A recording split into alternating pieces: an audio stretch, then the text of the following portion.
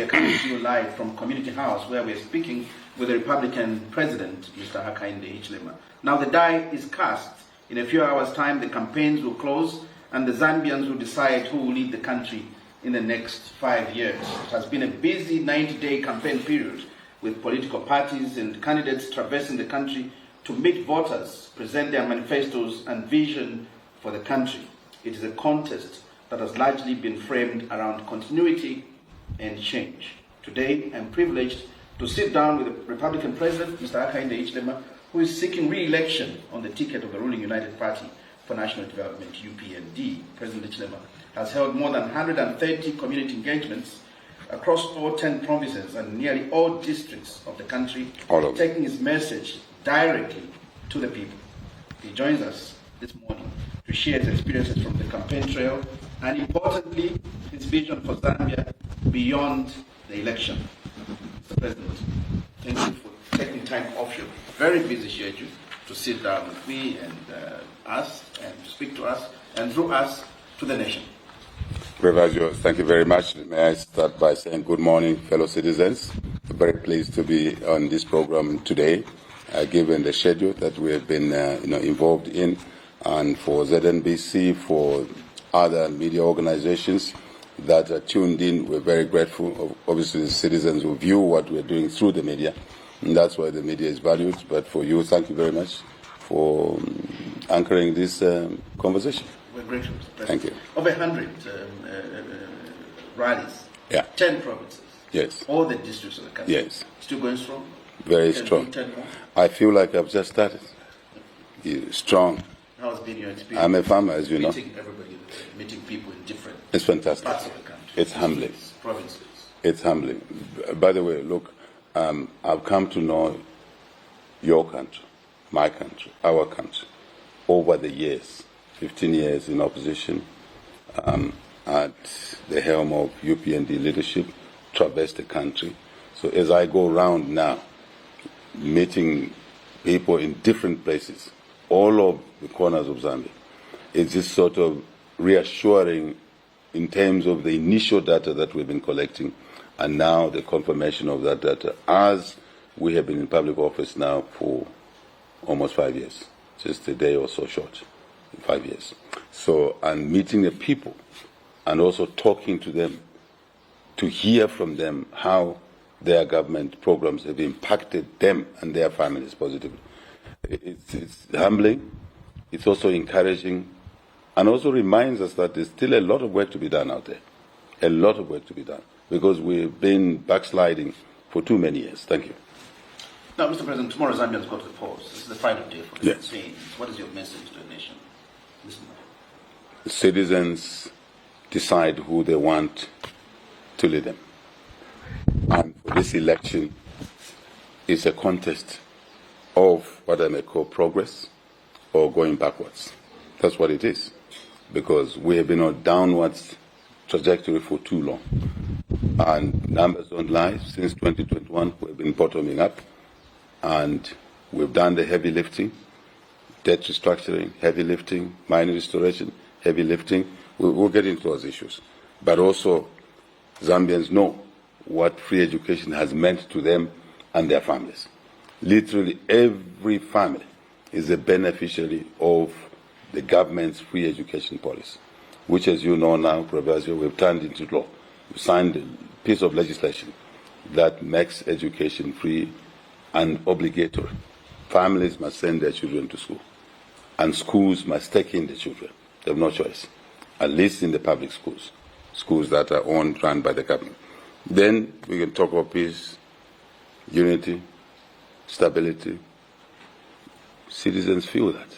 They know it. In fact, when we've gone around Gravazio, before you even start telling them your programs, they will, if you start, wayamba kubauza, a president, maibala vinangu, cash for work, simunakambe, social cash transfer, marunda, simunakambe, school feeding program, simunakambe. The people really is humbling that they are following, to know they are following what their government is doing. And I think it's important, because any government works for the people. And the people who are supposed to be beneficiaries, really, if they are following and they can feel the benefits, feel, touch, see, smell, hear. It's wonderful. So I think that's what this election is all about.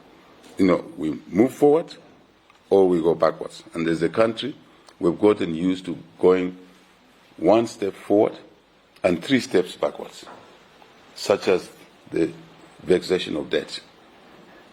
2006, 2007, we actually came out of debt. We had less than $1 billion of debt. And then, yes, yeah, around there. And then, debt came back with vengeance. Why did we do that? How did we miss it? 1 step forward, 3 steps backwards. By 2015, we were in debt. By 2019, 2020, we defaulted. We should not allow that to happen. And that's what this election is all about. Where is that? Yes. Numbers. And you started talking about the numbers, and maybe we should start from there. And largely, most conversations now start with one thing: cost of living. And I agree with you. Your numbers look very good when you talk about them. You're talking about the credit rating looking good, your exchange rate looking good, reserves looking good. More importantly, inflation coming down from 24% to about 6.5. Huge there, looking very good. But then the woman buying Billy Meal will still tell you the money still doesn't go far. The person on the street will still tell you the same. Are they wrong in thinking this recovery is not really reaching them? No. Citizens are not wrong. First and foremost, citizens have a right to assess things the way they see them. 1. 2, citizens must give feedback to those in public office, like ourselves, right, as to how they see things. That's the correct thing that they're doing. Our job is to hear the citizens' message, template, marry it with what we've done or what we're doing to respond, to address proactively as much as possible their concerns.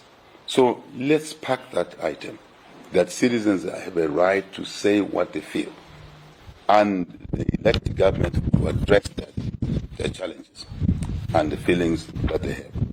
So, in terms of absolute numbers, basic nominal number, what do I mean?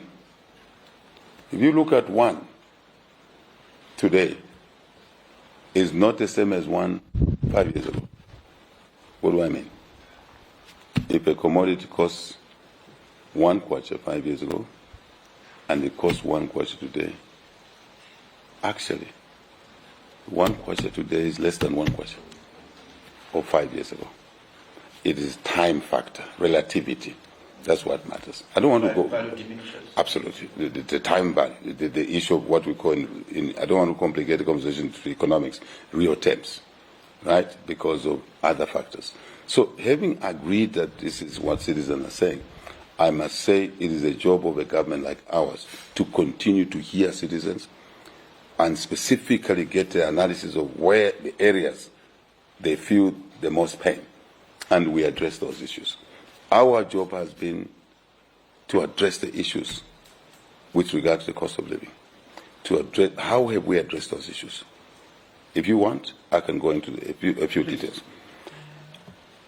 The family has income available to them, either earned from a job, employee, or from a business, or from both, combination. Then let's assume they pay tax, and they are left with a certain amount of money, which is what we call, in technical terms, disposable income. They pay their tax, they pay their other things. That's the money they use to buy food. That's the money they use to pay school fees. That's the money they pay for other things. What are those things, for example? Examination fees for their children who are in school. What else? Accommodation for their children in college, in a secondary school, boarding school. Eventually, that number from X is X minus Y is less. So what has this government done in order to support citizens to alleviate the cost of living? We've done a lot of interventions in that space.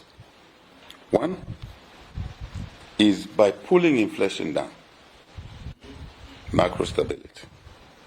24% under PF, 6.5% under UPND.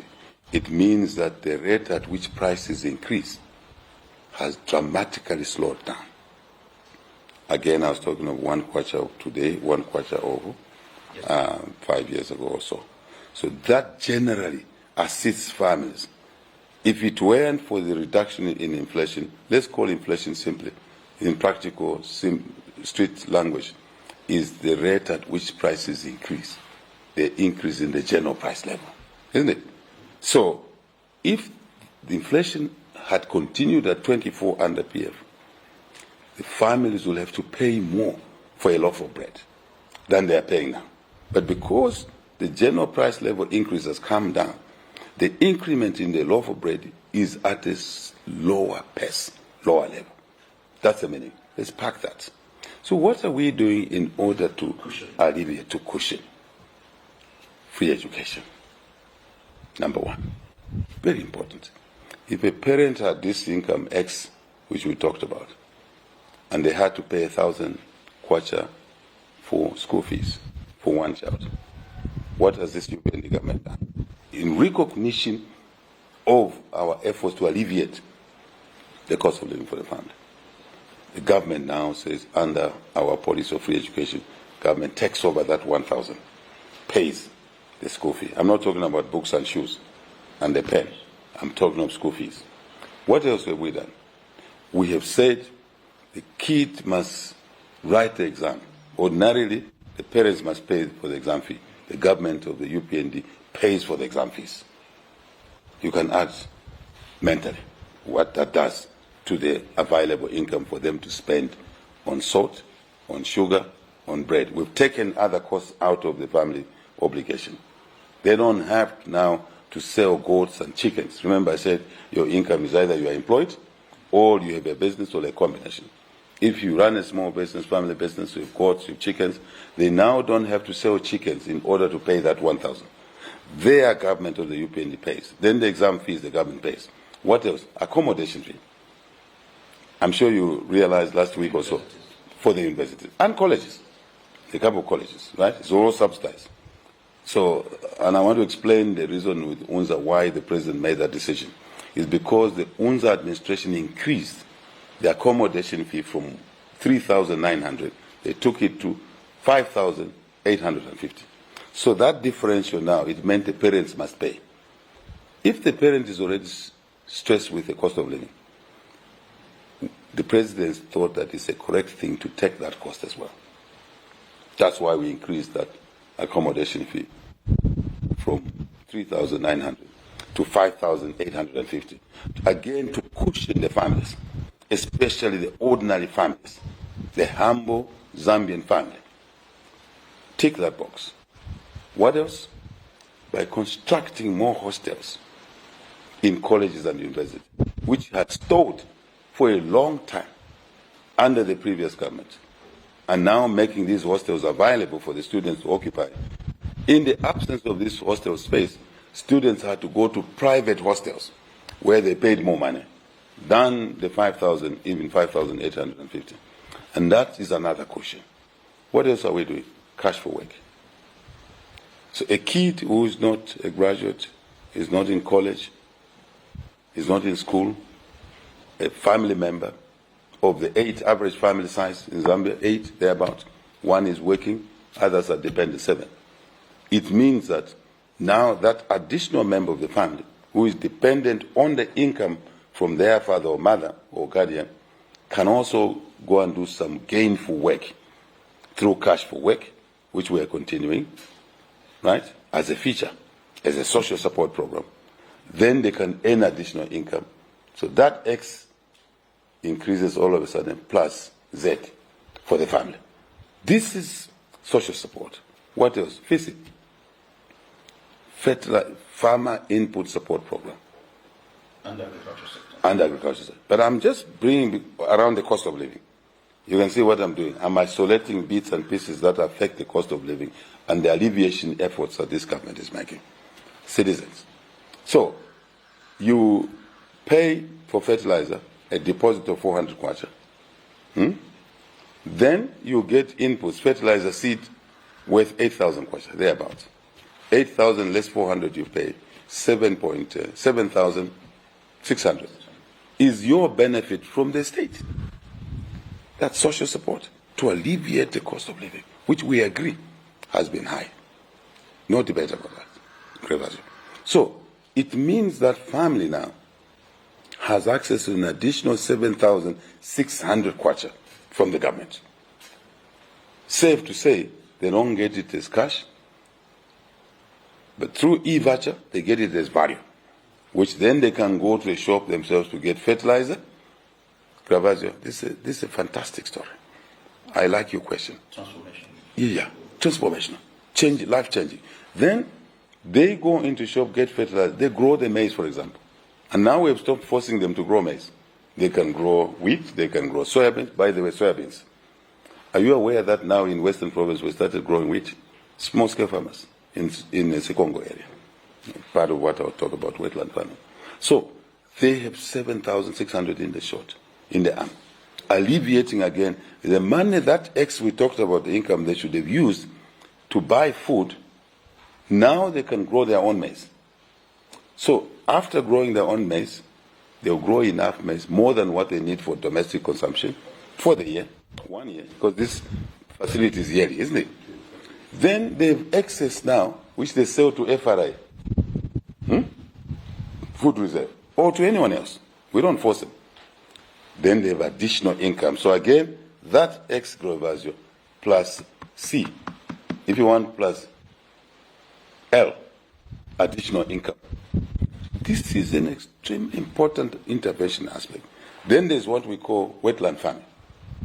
Farmers who live in the Dambo areas, in different parts of the country, in the winter after summer, after the rain season, let's call winter, summer rain season, let's call winter dry season. Then as the water bodies recess, the government of the UP and your government, the people's government, is providing again a similar package. There's even no deposit. No deposit. It's a straight fertilizer seed support. It's alleviating the cost of living. Free.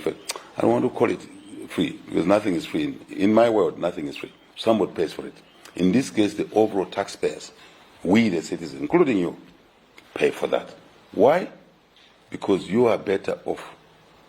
HH and you and Kangwa are better off than the farmer in Chama, than the farmer in Malore area there, than the farmer in Shangomo. I was just in Shangomo not long ago.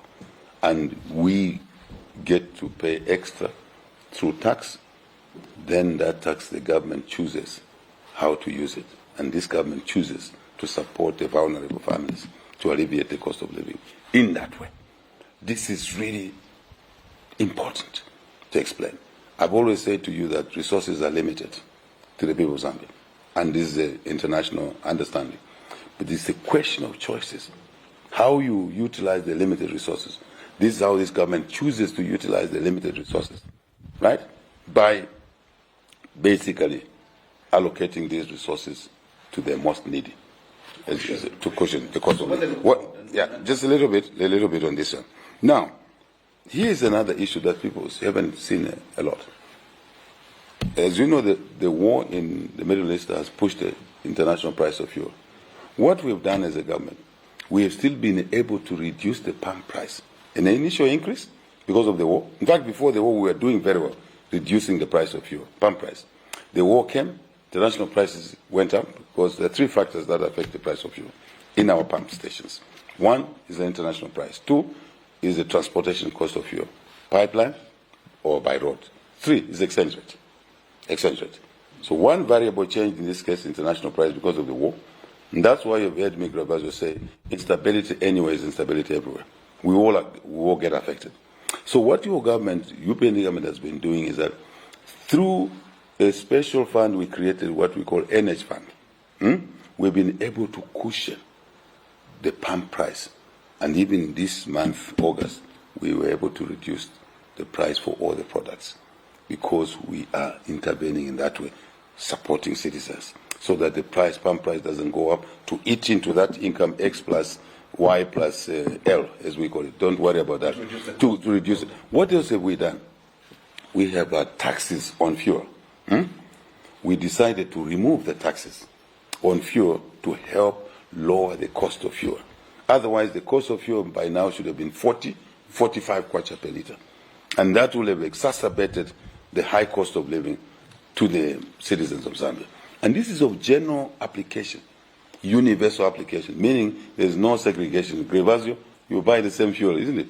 Which is in a way supported by your state. Even anyone else does the same.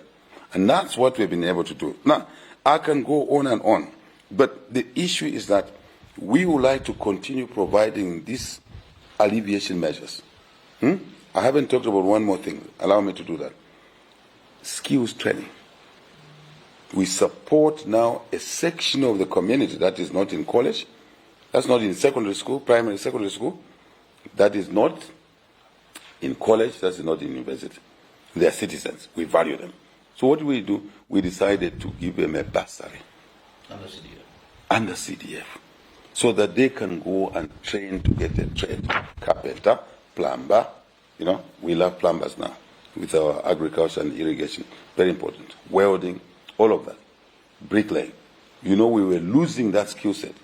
And in the education reforms, I'm jumping a little bit, we've taken care of the skills training, artisanal skills, which we were missing. And you asked me the question, how is it when you go around? We're meeting these graduates of skills training who got a bursary, support, on their own. Yes, on their own, they couldn't make it. Parents or themselves couldn't make it. The government decides through CDF to send them to learn, to learn a trade. Okay? So that they can make desks, for example. And we give them contracts to make desks. Fantastic, isn't it? And they earn money. But started with support, social support, if you want to call it. For me, I call it investment. Right? The Zambians like to call it social support. But let's call it social support. But it's an investment. So, what else have we done? We have now made these young people be self-employed or get a job somewhere. And then we give them orders to make desks under what we call positive discrimination in the procurement process. What does that mean? If you produce a product and a foreigner produces a product, Grevasio will buy from you. Why? Give you income, investable capital to grow your business, you create jobs. The money works in the economy. And security. Then the secondary school bursaries also. Secondary school boarding schools, kids' parents used to pay. Parents. Now we've taken over that cost. All kids going to secondary boarding schools, the government is paying through the CDF facility again. Fantastic. So all these myriad of measures are meant to reduce, to mitigate the cost of living. But this is one side, Grevasio. Allow me to close this one, because this is very important. I was going to push you to cross the bridge by saying, at what point are we going to reduce the number of people that depend on government for comfort, being under social care? Is it when we double the economy? I've seen it under the Here's the issue. Every society will have vulnerable people. I worked in the UK. I went to school there, part of my school. I lived there. There they have what they call UB, unemployment benefits. There's the British there. Unemployment benefits is there in any society. So this feature will be there. It's a question of graduating some people who are capable of being graduated, such as these skills guys were training, so they can run their small businesses. And then they graduate from there, generally. But here's the issue to answer your question. Overall, what we would like to see is increasing, growing the economy. And that's our focus. Because you cannot share poverty, Grevasio. You can go as much as you can to redistribute, but you cannot redistribute poverty. You eventually run out. So counter the flip side of what I've said is our push to grow the economy, to ensure that some of these people can now find jobs, employment. Some of them can do business. And that's why we have schemes where we are supporting young people, funds, and I'll talk about it, support young people, entrepreneurial funds, and the skill side, then the funding capital for them to be able to engage in their own business. We'll talk about that. But more importantly, when we grow the economy through increased investments, and you'll have seen in the mining sector alone, we've brought in over $12 to $13 billion of new money in the mining sector. That's why you've seen the mines revive. Hopefully we'll touch that on the vision. Ultimately, the 10, 5, 3, 3, 1, 1, 1 plus another one vision. That's how we are seeing it. That will overwhelm, if you like, some of the individuals that depend on social support in the sense of graduating them. That's my definition of overwhelming them, giving them opportunity. It's a cost, you want to see it now, but for me it's an investment for us, and then you see the returns on this investment. So more investment, different sectors, more jobs, more business opportunities, Gravasio, more treasury income. This is why people say HH always talks these things in a consistent way. Yes, because that's what they are. So in technical terms, it's Y minus C is equals to S is equivalent to I. What is that? Y is income, C is costs, S is savings, I is investments. And that leads to the growth of the economy, even at the household level. And your job, our job, your job is to push income up, to push costs down, to push savings up because you've reduced your costs and you've earned more. And also to push investment up. This will lead to more income and more growth, more jobs, more business opportunities. It's as simple. And then the standard of living, you see that even those who graduate from social support will now be earning money and employing people, and the job numbers will go up. That's our agenda. But we will always look after the vulnerable. That's why governments are elected in office, to always look after the vulnerable. But you need to know how to do it, and that's what I'm explaining to you. I think we've covered this subject reasonably. Yeah. And by the way, we feel the cost of living, we are sympathetic to the citizens, and that's why we work very hard. Go ahead, please. Let's move to the Yeah. 2 years ago, this country was hit by the worst drought of living memory. And Yes. this season, we have our second consecutive record harvest, highest yield, Yeah. 5 million metric tons. What changed for those? Policies. Something everywhere. Policies.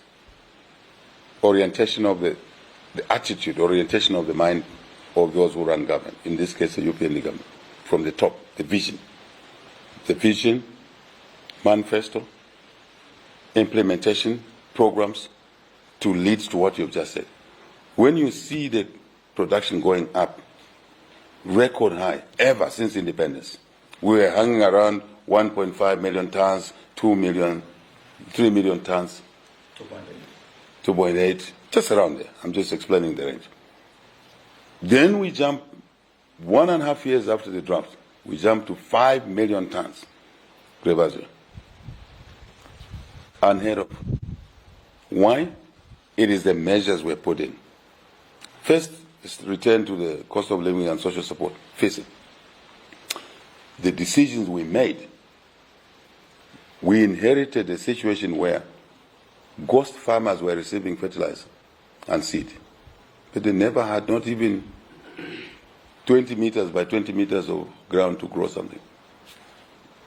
Theft, graft, corruption, and it was institutionalized. Then we moved on to reform. Mind you, we're a government of reforms, and the Grevasio reforms work. Reforms deliver results, right? And that's what has seen these 5 million metric tons of maize. So first, the social side we call, but I call it investment, wastage. We then put a digital application called eVoucher that weeded out over 215,000 farmers. Just imagine, 215,000 farmers who were ghost farmers. They never existed. Some of them were in offices like your office. They're in government jobs, they were receiving physical. And the system couldn't tell. So there was a bit of noise when we started it. Then we decided to pilot it and graduate it. First move was about close to 70%. There was a lot of noise. The noise was coming from the corrupt people who were getting fertilizer and yet they're sitting in offices with ties, just the way you addressed. Fertilizer and seed meant for the people to produce food. Therefore, you didn't have a return on your investment appropriate or commensurate with the investment you're making, with 215,000 non-farmers receiving fertilizer every year. So we then now move to 100%. In fact, we go to 215,000 cost farmers when we just went to 70% pilot. Now we've done the 100% savings. So we are now able to put more farmers on feasible, true farmers, like me and you. Are you a farmer, my friend? Grow something. Even to tomato kumbuyo kwa nganda. Muzili magrovazo. Tungono chapa. Very important. Production mentality is important rather than just consumption mentality. And that's what we want to shift the country towards. To be a country of producers, not just consumers. So that we can sell and earn income and their food security. So that's one aspect. Now we have more farmers who are producing more. And you see when we come to the numbers, let me just tell you the numbers if you want, right? Of the 5 million tons we have produced, 90% of that has come from small-scale farmers and families who were sitting in a category you thought they were not viable. All of a sudden, because of government policy, UPND government policy, they are important. Now, civil servants, under the civil servants financial scheme, the president directed that the interest rates were 19%. And I directed the Secretary of Cabinet to reduce the interest rate to 13%. And in there, we are focused. Absolutely. You got it. You know. Just like people in the community. Every time I start talking, they say, Mwaivalaichi, my president, Mwaivalaichi. It's a very humbling situation. So now we are saying, civil servants shouldn't borrow money to buy deep freezers. He shouldn't borrow money to buy a VX. That's just a piece of metal. It's a psychological perception that a piece of metal is so much value. It's a consumption item. I would rather they bought a tractor, which is an investment item. And that's what's happening in the cities. Even Kangwa is a farmer now. You must congratulate him. And that means that production increases. Because you are asking questions, how did we get to 5 million tons? No. I'm just explaining to you how we go to 5. It's deliberate approach. I talked to FISIP, more value out of FISIP now, 90%, right? And one of the reasons that is the case is that we are providing a market for small-scale farmers because they have no capacity to secure their own markets. And we have also opened up, that's another matter, opened up the export market. You will never hear us close the export market. And Zambians were screaming at me. And I said, Zambians, we want 10 million tons. We consume 2.7 million tons. Human and animal consumption. 2.7 million tons. What do we do with 2.3 surplus? Huh? With the 7.3 million export? More value addition, such as the starch plant in the MFES. I'm pointing because that's where MFES, which will be consuming close to 35,000 metric tons. So more value addition. You've heard us talk about value addition, prevention. It's a complex maze of policies that are well orchestrated, which leads to increasing production. So then there's another matter which has led us to this. You want to ask me a question? But I'll answer before you ask me a question. Productivity. We're pushing productivity. An average farmer was producing less than 2 tons per hectare. Per hectare of maize, for example, they were producing 1.8 tons. We are now pushing that. So we are more productive. We utilize the land better to say 5 tons, moving towards 10 tons per hectare. Productivity. I hear people misusing this word productivity, meaning production. The two are different. Production is absolute number, 10 bags. But what did it cost you to produce 10 bags of maize? Efficiencies, productivity. This is the deeper works inside agriculture. How do we get productivity higher? Couple of matters. One, genetics, the seed. That's why we're investing more. Look at Seedco. Look at so many seed companies. Now farmers are planting certified seed with higher yields. High yielding, drought resistant, disease resistant, so many other factors. We are paying attention to those issues so that when we put 1 kwacha into the soil, it should give us 3 kwacha and not 0.8, not 8 and way. That's what we're doing. We're producing at a loss. Now we want to produce at a profit, and that's where productivity comes. Then another factor is just the husbandry. What is husbandry? Management.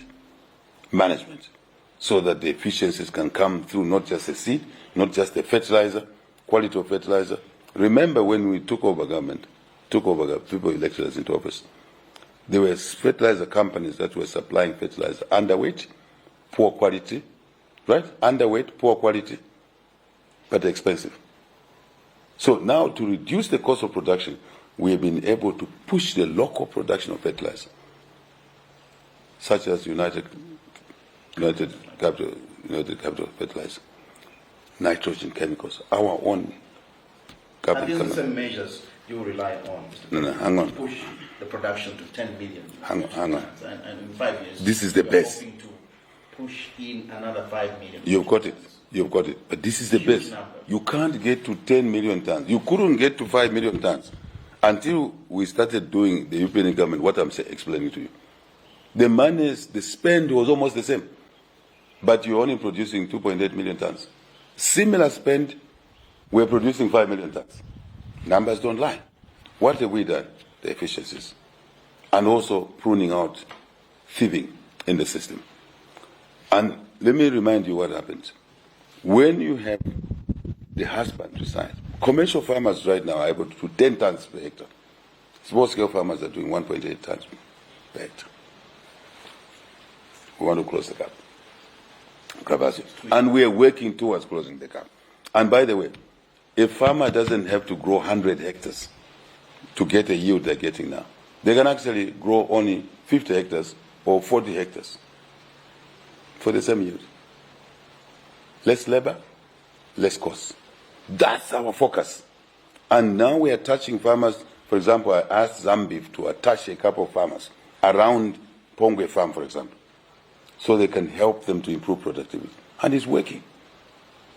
And Zambia agreed without asking for payment from government. I said, this is your social corporate responsibility. We want more farmers like HH and others. I'm already helping neighbors myself on the livestock side by giving them improved bulls at a lower price. When I sell a bull to you or to Kangwa, I sell at a market price. When I sell to a small-scale farmer, I sell at a subsidized price, a lower price, deliberately, so that their genetics can go up, improvements. And then the management tipping, all of them. These subjects are too good. But let me stay with this. Let me stay with this issue. So we have now gone to 5 million tons. Excellent. The excess 7.3 million tons we have to sell.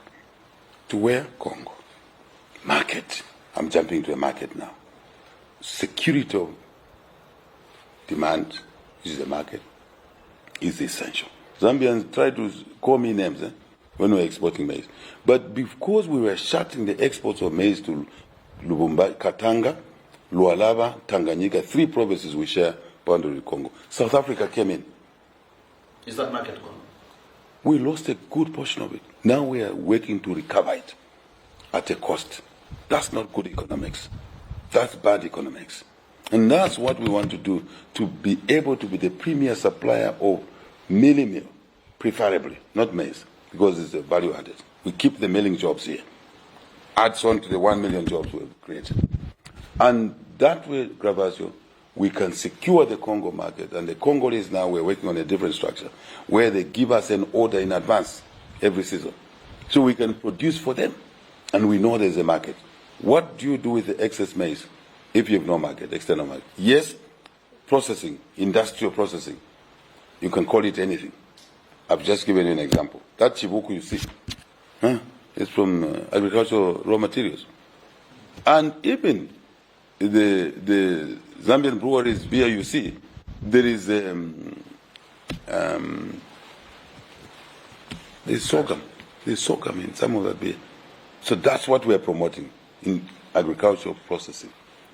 So let's now go to 10 million tons. We've jumped from 3 million tons to 5 million tons. And we said this agenda will achieve in 10 years. We're going to achieve this agenda ahead of time. But the key, it's easy. 5 million in 5 years? No. But see where we're coming from. Yeah. No.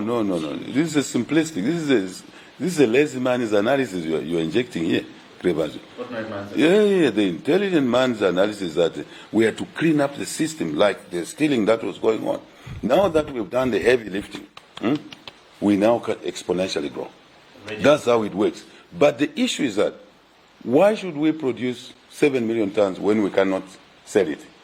We produce it only to throw it away? Who does that? Nobody does that. So now we are working on international arrangements, SADC, Africa. We are saying let's buy from each other. We have excess maize. Remember when I took office in opposition, I told you I'll be the chief marketing officer, chief salesman. That's what I'm doing now, looking for markets in the region so that the Zambian producers have an assured market. They can sell, they can make more money. It will alleviate poverty. The income level X will go up. That's the story. I think I've answered that question. There are many more things we can discuss, but we also want diversification. We want diversification in agriculture. We just don't want maize growers. We want beef producers. That's the 1 billion. Yes, we're talking about, and we're making progress there. Beef schemes, beef zones, compartments, huge transformation, right? We want. The progress. There was a lot of noise when that thing started. What was the noise about? Launch. What was the noise about? Are you happy with the progress? It's working. That's why I say 2026, we are seeking re-election to continue with the gains that we've made, to build on the gains. That's why we're asking Zambians to vote for President Hakainde Hichilema, their servant, Kapolo Wabo, Dine Kapolo Wabo, so we can continue this growth trajectory. We don't have to walk 4 steps backwards. We've now walked 2-3 steps forward.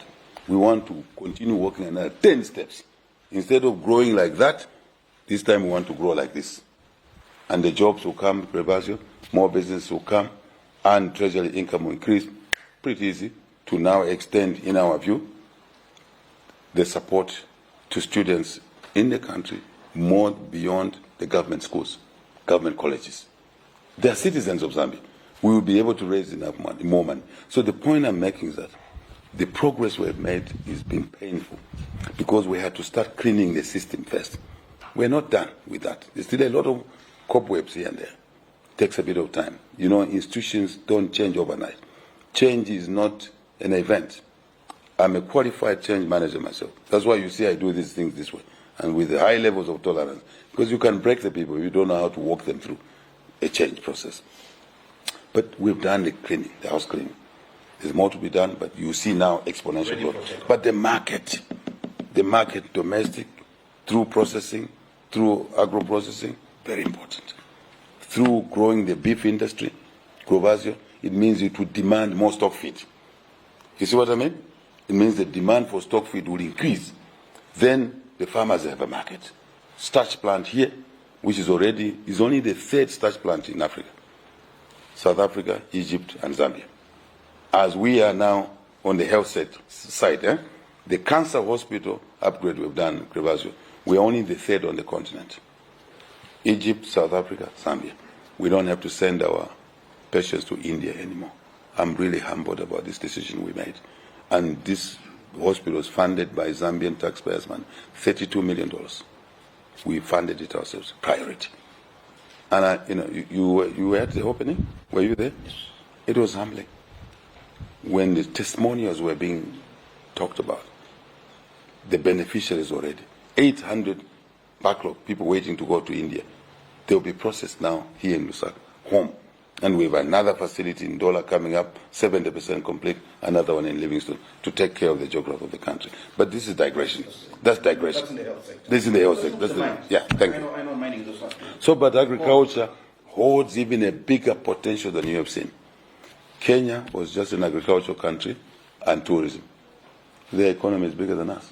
We underperformed in agriculture for 57 years. Now we have to offload the growth potential in agriculture. And most jobs are sitting there. I know what I'm talking about. Most jobs are sitting there. So let's encourage production. Let's encourage efficient production. Let's encourage processing. Let's encourage job creation in the sector. Thank you. We can go on. Mike, Yeah. there I know you touched on it. Yeah. Billions and billions of dollars coming in. You've replied Yes. this year. Yes. We've replied Mopani, Shaq Yes. 28. Yeah. and You know the story. Those are good stories. But then, Kalengwa, of course, after 47 years of non-operation, Kalengwa mine in Mufumbu is back. It's in production. and we've got 47 years. bigger, huge investments. Absolutely. Lumwana, Kansanshi, and First Quantum, yes. Consumption is just a part of First Quantum. Minomba on the horizon. Yeah. And those are big. You saw us launching the shaft sinking, precision shaft, using artificial intelligence. Big projects coming up. This country is and going big places. numbers. But Yeah. then the people that watch you, the Zambians, why should they have so much hope? Because in the past, they've seen all these projects before. But again, they've probably watched the wealth walk through the gate. No. I see what you mean. But I So dis- if but I a young man disagree. is sitting in Chibola, Yeah. and why should they believe that this time is different? Well, first, There's a new dawn. first, Comes the mindset. first, seeing is believing, isn't it? KCM was in liquidation. Jobs were lost. Contractors, suppliers were not paid. Months on end, years on end. Mopani was in a comatose on the way to the graveyard by the previous government. Restructured the ownership very badly. We came in to rescue it. You talked about KCM, Lumwana. They were on their, First Quantum, and Lumwana. They were on their way out. They stayed. They didn't just stay, Gregorio. They've reinvested. Lumwana Super Pit is $2 billion. It's there. What a beauty to see women driving 300-ton dumper trucks. Women trained in the skills training colleges.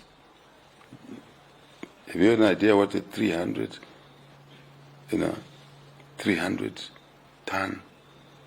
dumper truck looks like? It's huge. It's like taller than this house. As a woman is driving with pride. $2 billion investment.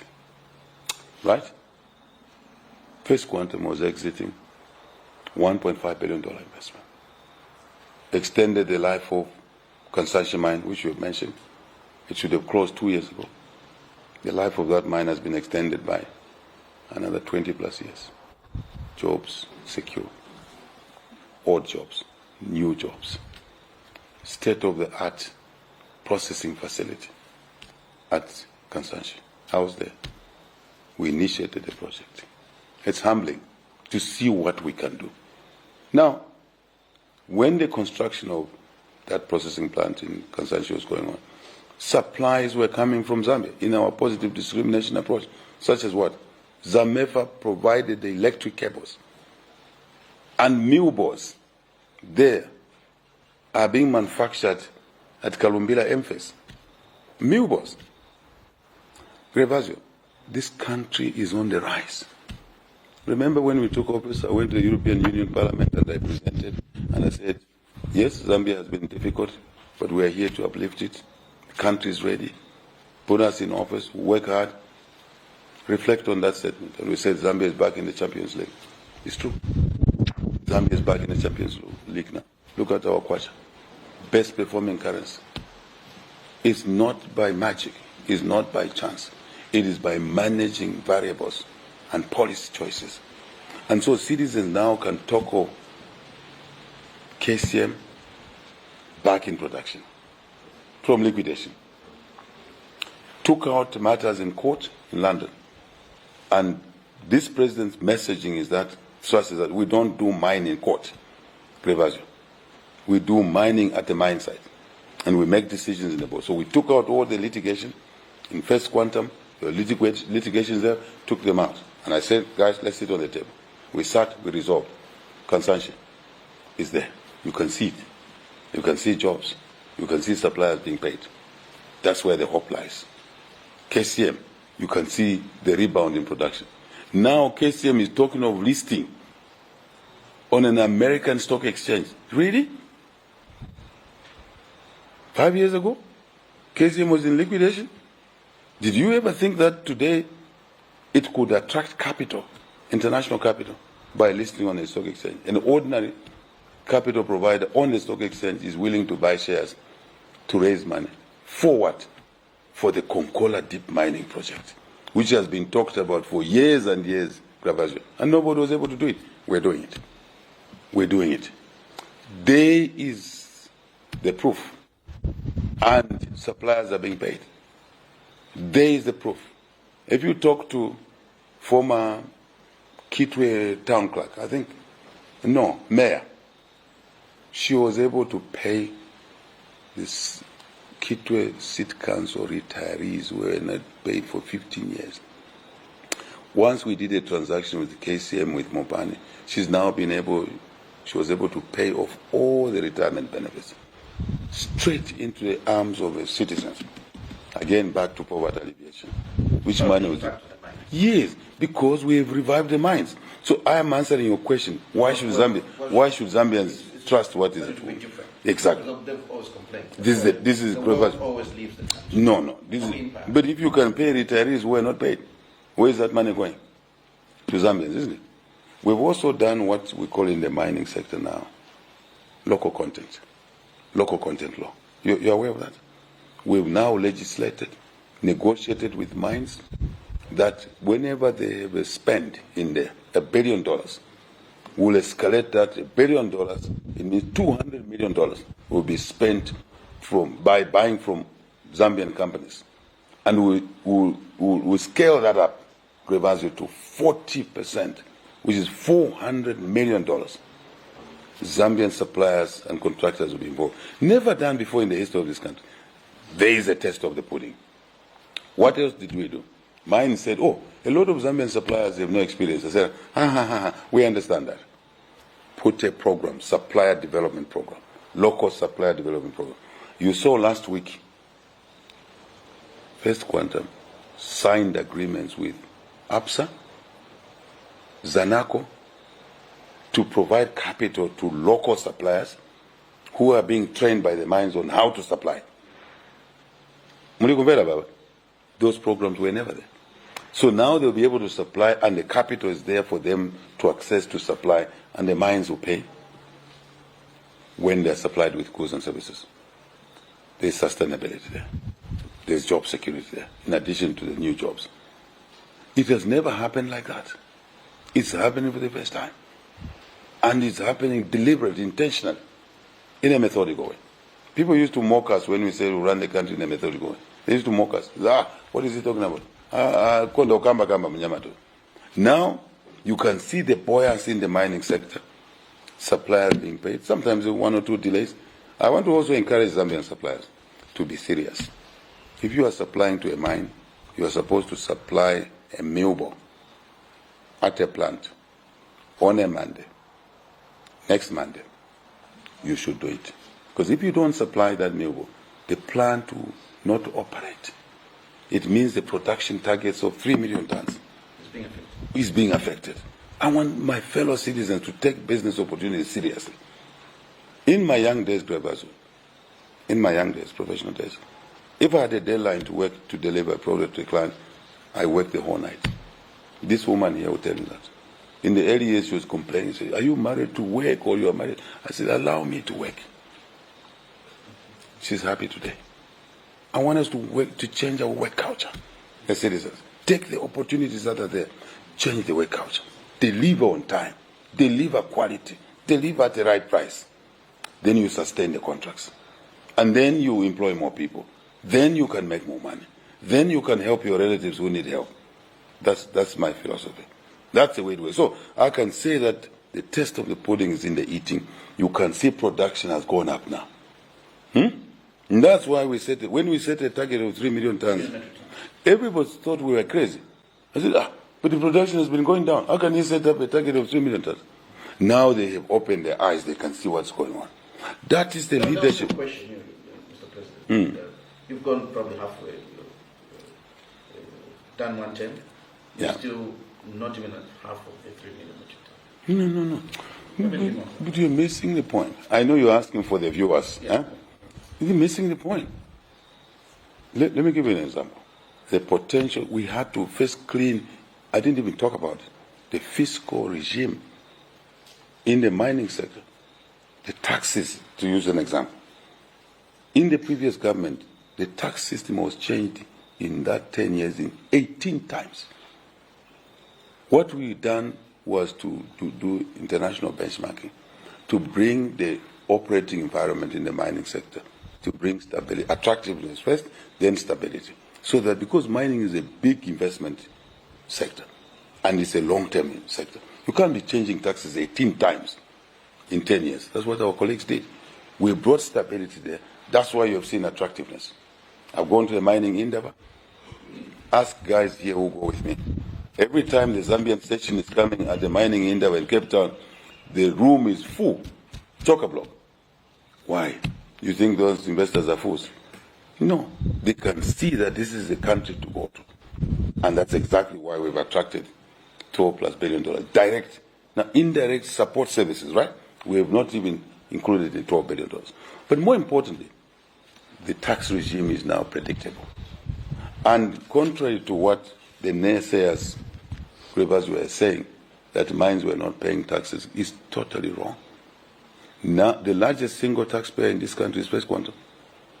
Largest single payer. We changed the tax arrangement.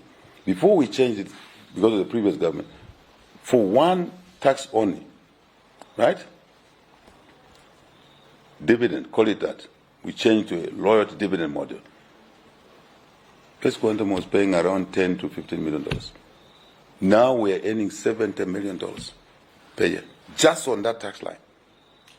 This negates the arguments people are making. We're doing better. That's why the Kwacha is appreciating, because you have seen we've increased the production. We're nearing 1 million tons, never achieved before. Then more revenues. Then the Kwacha appreciates because the supply side of dollars increases. The other factors. We've increased non-mineral exports as well. Have you seen our trade balance now? Surplus. In surplus, not deficit. So we're growing, and the mining sector is playing its part. And the employment, the jobs. Mopani did not retrench anybody. They've increased employment. Additional employment. Additional employment in First Quantum. We're the largest nickel producer on the African continent, which started when we took office in 2021. Now, back to your 3 million ton target. You say, is it achievable? Absolutely. The first 5 years was cleaning up, heavy lifting, setting the tax regime, stability, predictability, all of those issues, Gravasio. That's what leadership is all about. Clarity of vision, clarity of execution, and then you can count your eggs in the basket.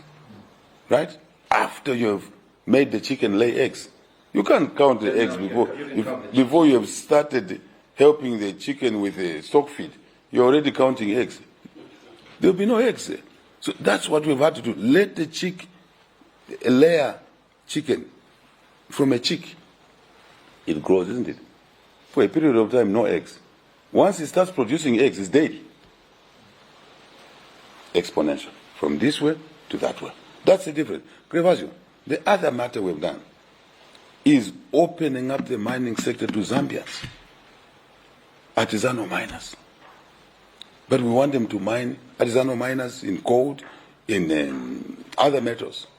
But we want to do it structured. And I've said this in the tours we've been having. We want legal mining.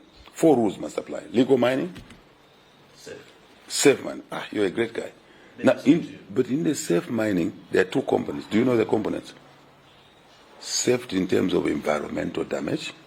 Safety in terms of human beings. We don't want our kids to go to pits and die. Right? We must protect them. No parent who loves his son will send his son to a pit to go and die. Then you are not a true parent. You are a liar. Maybe you are a surrogate parent. Even if you're a surrogate parent, you must respect human life, right? So, and when our guys go mining, they must not process gold using mercury, because they're polluting the water bodies. Which water we need for human consumption, which water we need for agriculture, which water we need for animal consumption, right? We protect both sectors. Number 3, formal mining, meaning that they produce the metal, we give them a good market, not being cheated by foreigners who go and buy and pay little to them. So marketing arrangements which we're putting in place, and then the money comes in the formal economy. 4, and the last one, security. We don't want Mufumbe Kikonge to be a gun market. That's what was happening there. Gun market. And these foreigners swamped Kikonge. And what they were doing, if they know Grevazio on your pit, you produce half a gram. In the night they came with a gun and took away that half a gram. It's our job to protect our miners there. So these are the kind of things we've been doing, right? And it's the correct things to do. It looks uneasy in the first place, but it's working well, and we'll get there. So I can say a lot of things, but also what the mines are doing now, they are beginning to do what they used to do before, supporting sports, providing scholarships, right? I'm working on that myself. This is a good story, Grevazio. So the mining sector, public, private, welcome. 3, 4 principles, Grevazio. We want to mobilize capital at a lower price, Grevazio. We want to mobilize technology, best technology. We want joint ventures. 3, we want value addition. More investment like Best Quantum did in Kansashi to do the concentrators to value add there. But we want to even to bring a refinery now, copper refinery. Absolutely. Thank you. Thank you very much. And jobs. Yes, thank you. Other issues. I know we spoke about drought, but this drought did not only hit the dams. Yeah. Well, it hit everything. The fields, the dams, and the country paid the price heavily in load shedding. Yes. And critics say government was caught unprepared. Were you allowed? Were you caught unprepared? Simple answer is that drought is not a matter a government can control, or a president or a government. It's a natural phenomenon. Even climate change, we know now that the damage that has been done to the climate through gas emissions, there will be more such issues. So yes, we are caught unawares in the sense that you don't plan for a drought. Yes, technology is now allowing us to project, but really this is a natural phenomenon. And when people were blaming this government, you accept because you're in public office, you accept good and bad things.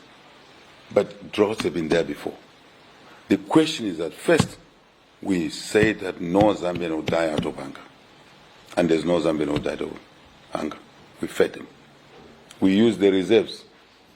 We use the money that we keep for an emergency to buy maize from Tanzania.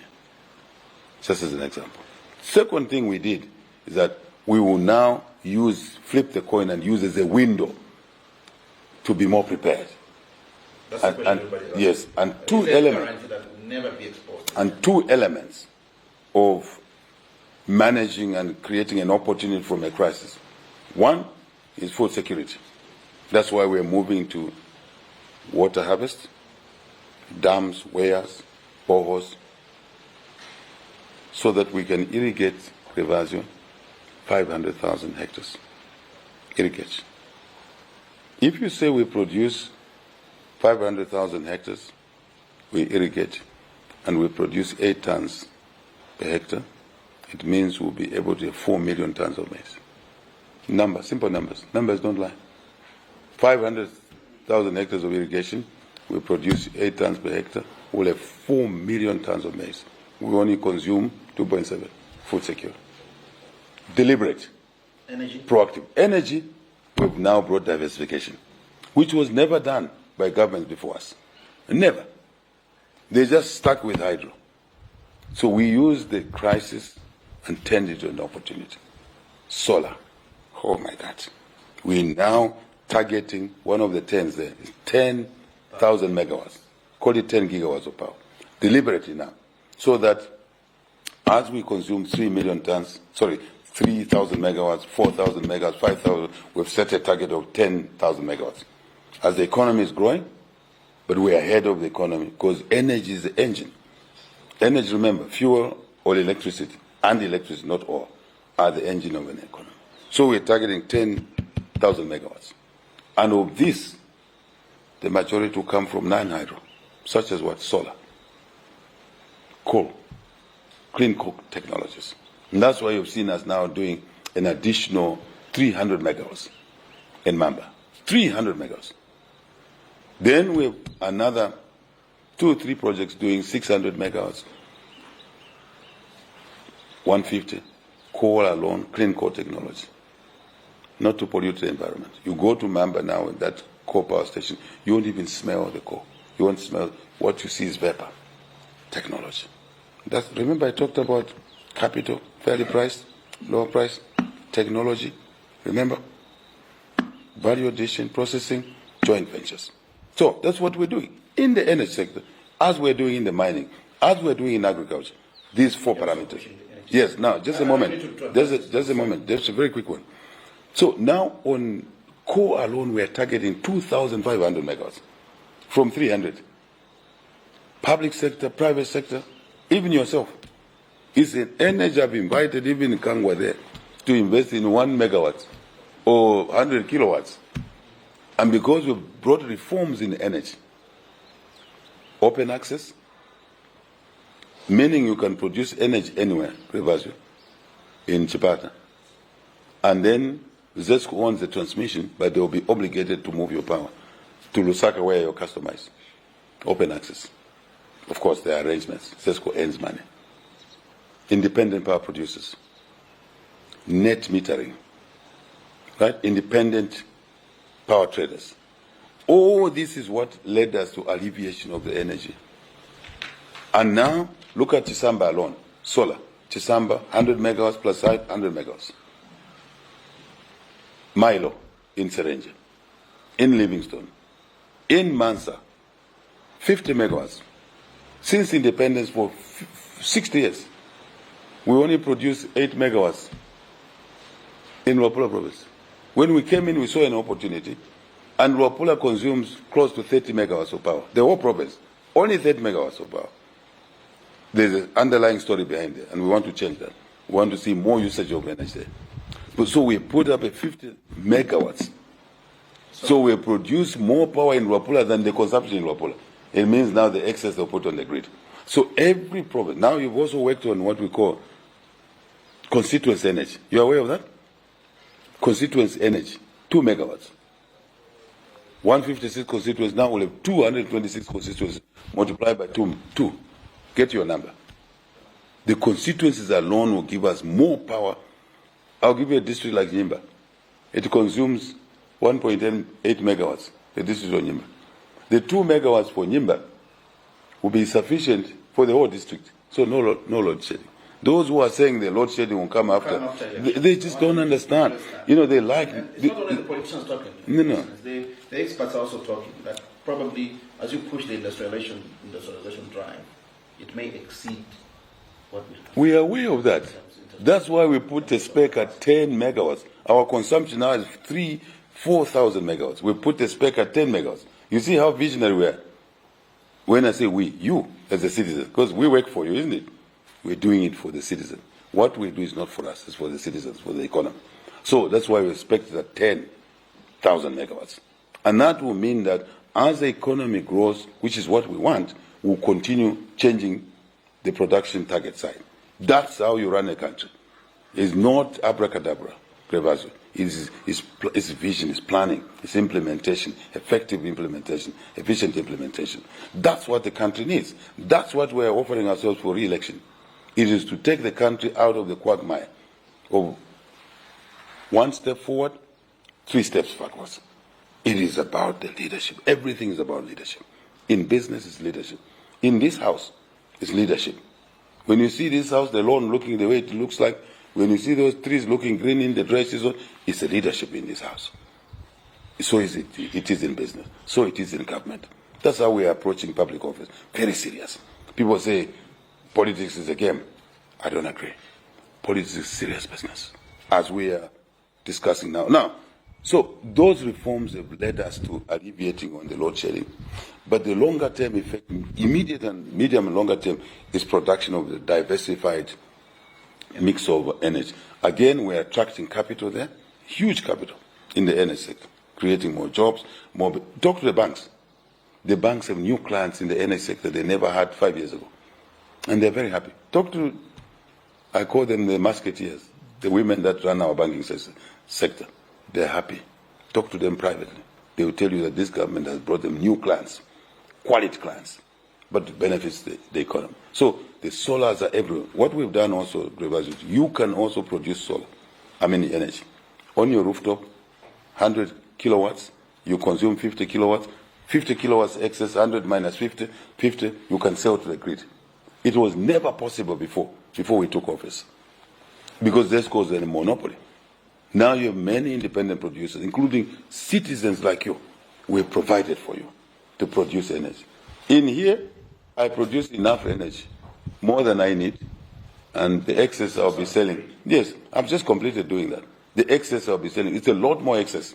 And we want to encourage, we don't want to fix it only to those who have money, but even as an ordinary citizen, through the net metering. Never done before. This is the confidence, Grevasio, we have to say, even Tukuta produces his own energy. There he is, Tukuta there. He's not there. There he is. He produced, and I told Tukuta, Mwajewan, Tukus, invest in energy so that, and he's done that. He's a proud young man, and I'm very happy with him. So this is the way we have run this country. We are looking at every citizen's capacity. Can we assist them? I'll give you an example, right? Grevasio. Small scale guys, youth, we have put in the mining, in the energy, some funds to support them.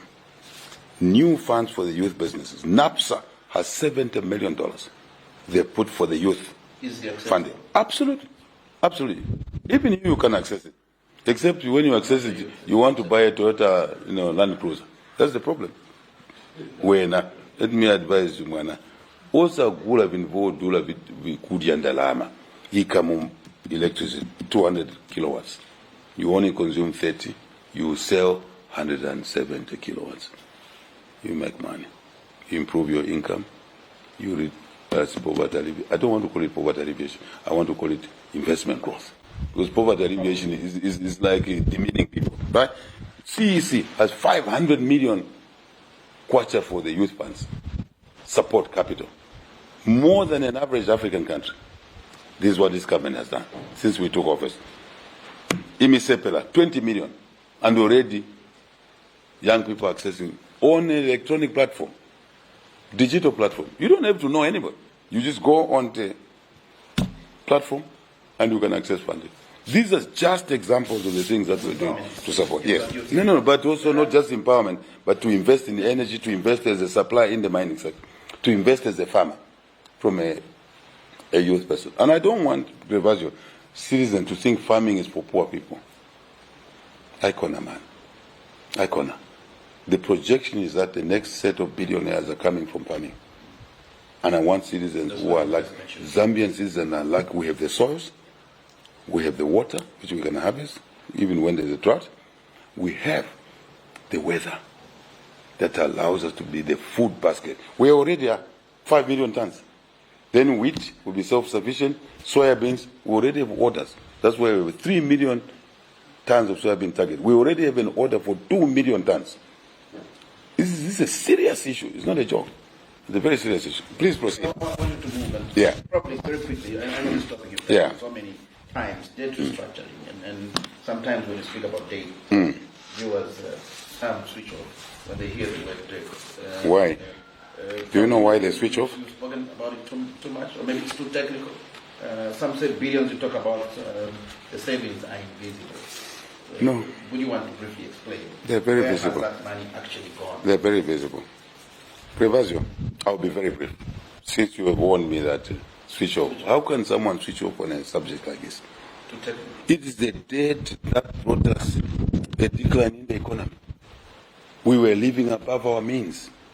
The government before us was living above their means. When we started discussing, you corrected me after President Manawasa, through HIPIC, wiped out the debt. What was the debt portfolio? You corrected me, right? Then a group of people came and they worked a debt mountain, borrowed and borrowed and borrowed for consumption. We are saying we should never borrow for consumption. We should borrow at a lower cost. We should borrow for investment expenditure because it will give us capacity to pay back. It's a serious discussion.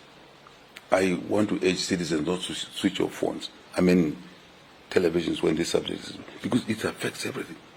Without managing the debt, managing public funds and affairs, the country becomes a basket case, as we did in 2019-2020. It's a very important, so we should never get back again.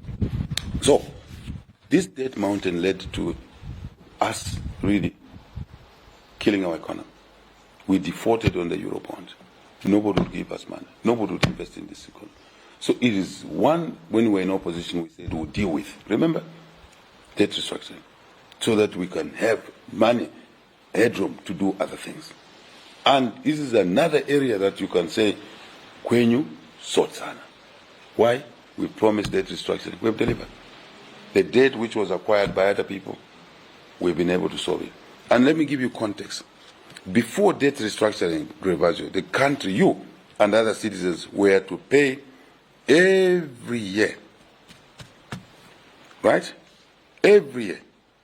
We were going to be paying $2.3 billion of debt service. Every year. $2.3 billion. Right? 2.3 billion of the money you pay in tax and everyone else. 2.3 billion was going to go to debt service because of recklessness. After the debt restructuring, very painful process, very complicated process. And I want to thank my team. We call it the Zambia Economic Team, which I led myself. We achieved debt restructuring for the people of Zambia. We are now only servicing the debt $900 million per year. So it means we're saving $1.9 billion. And that's the money, Grevajo, we're investing in agriculture. That's the money we're investing in energy. That's the money we're investing in education to sustain free education. That's the money we are investing in the social support, some of it, the discussion we've had. So nobody should switch off their television. They should just ask more questions. And we'll try and simplify the conversation to make them understand. We should never be in that space again. We shouldn't go back there. And that's partially what this election is all about. We should not go back to the teams that brought us debt destruction. The very guys seeking election tomorrow are the ones who brought us the debt. And we defaulted, and the country became a basket case. What are they coming to do? We've cleaned up their mess. What they should be doing is thank us for cleaning their mess. So they should not come back and eye the $6.5 billion, foreign reserves. That's what they're eyeing. Because they wiped it out. You need the reserves as a caution emergency drought to service your debt, right? To give assurance to your currency. That's why the Kwacha has this assurance, because the supply side, even if, for example, we did not export anything, Grevajo, for 6 months, we'll still be able to meet our international obligations. And that adds a further strength to the Kwacha. Have you ever seen the Kwacha appreciating during an election? 3-4 days before an election, the Kwacha is appreciating. Never seen before. It's a new phenomenon. Why is it a new phenomenon? Because of the way we're managing and brought about macro stability, fiscal consolidation, and managing the external trade balance, surplus. I don't want to complicate the conversation. All of these compound into supporting the Kwacha. And that's why we are where we are. So I want to say to you, let's not play with Nkongole. Right? It is not right to play with Nkongole. Now, just to give you another example. Never done before. This country was able to achieve debt restructuring ahead of many countries that were struggling. We were the first ones. Now Zambia's case is a learning point. Other countries say, how did Zambia do it? But fellow citizens are taking this achievement for granted. We should have celebrated this achievement. Opposition, ruling party, all of us. But others kept on criticizing. But the benefits are visible. attractive investment, $12 billion in mining, could have never come without debt restructuring. Condition precedent, debt restructuring. Right? IMF program. Zambia program with the IMF. Our program. We passed all of the reviews ahead of many countries. Some neighboring countries, their programs collapsed because this was a homegrown program for the people of Zambia. There are many factors associated with debt restructuring. Investment in the mining, in energy. All this solar you see, it would have never come if we did not resolve the debt issue. Never, ever. And that is so the load shedding. So many doors. And let me just give you an example. We were able to go back to the market and bought back the $1.36 billion of Eurobond because now we are credible. Now we are credible. And we could have never achieved this without debt restructuring. And now we tied this bond buyback to investment in the energy sector. Very smart. Never done before. Bloomberg reported that what Zambia did on the buyback of the $1.36 billion Eurobond, they called it a master class in finance. It's not me. It's the financial reporters who called it the master class in finance. Now other countries are looking and say, can we learn what Zambia has done?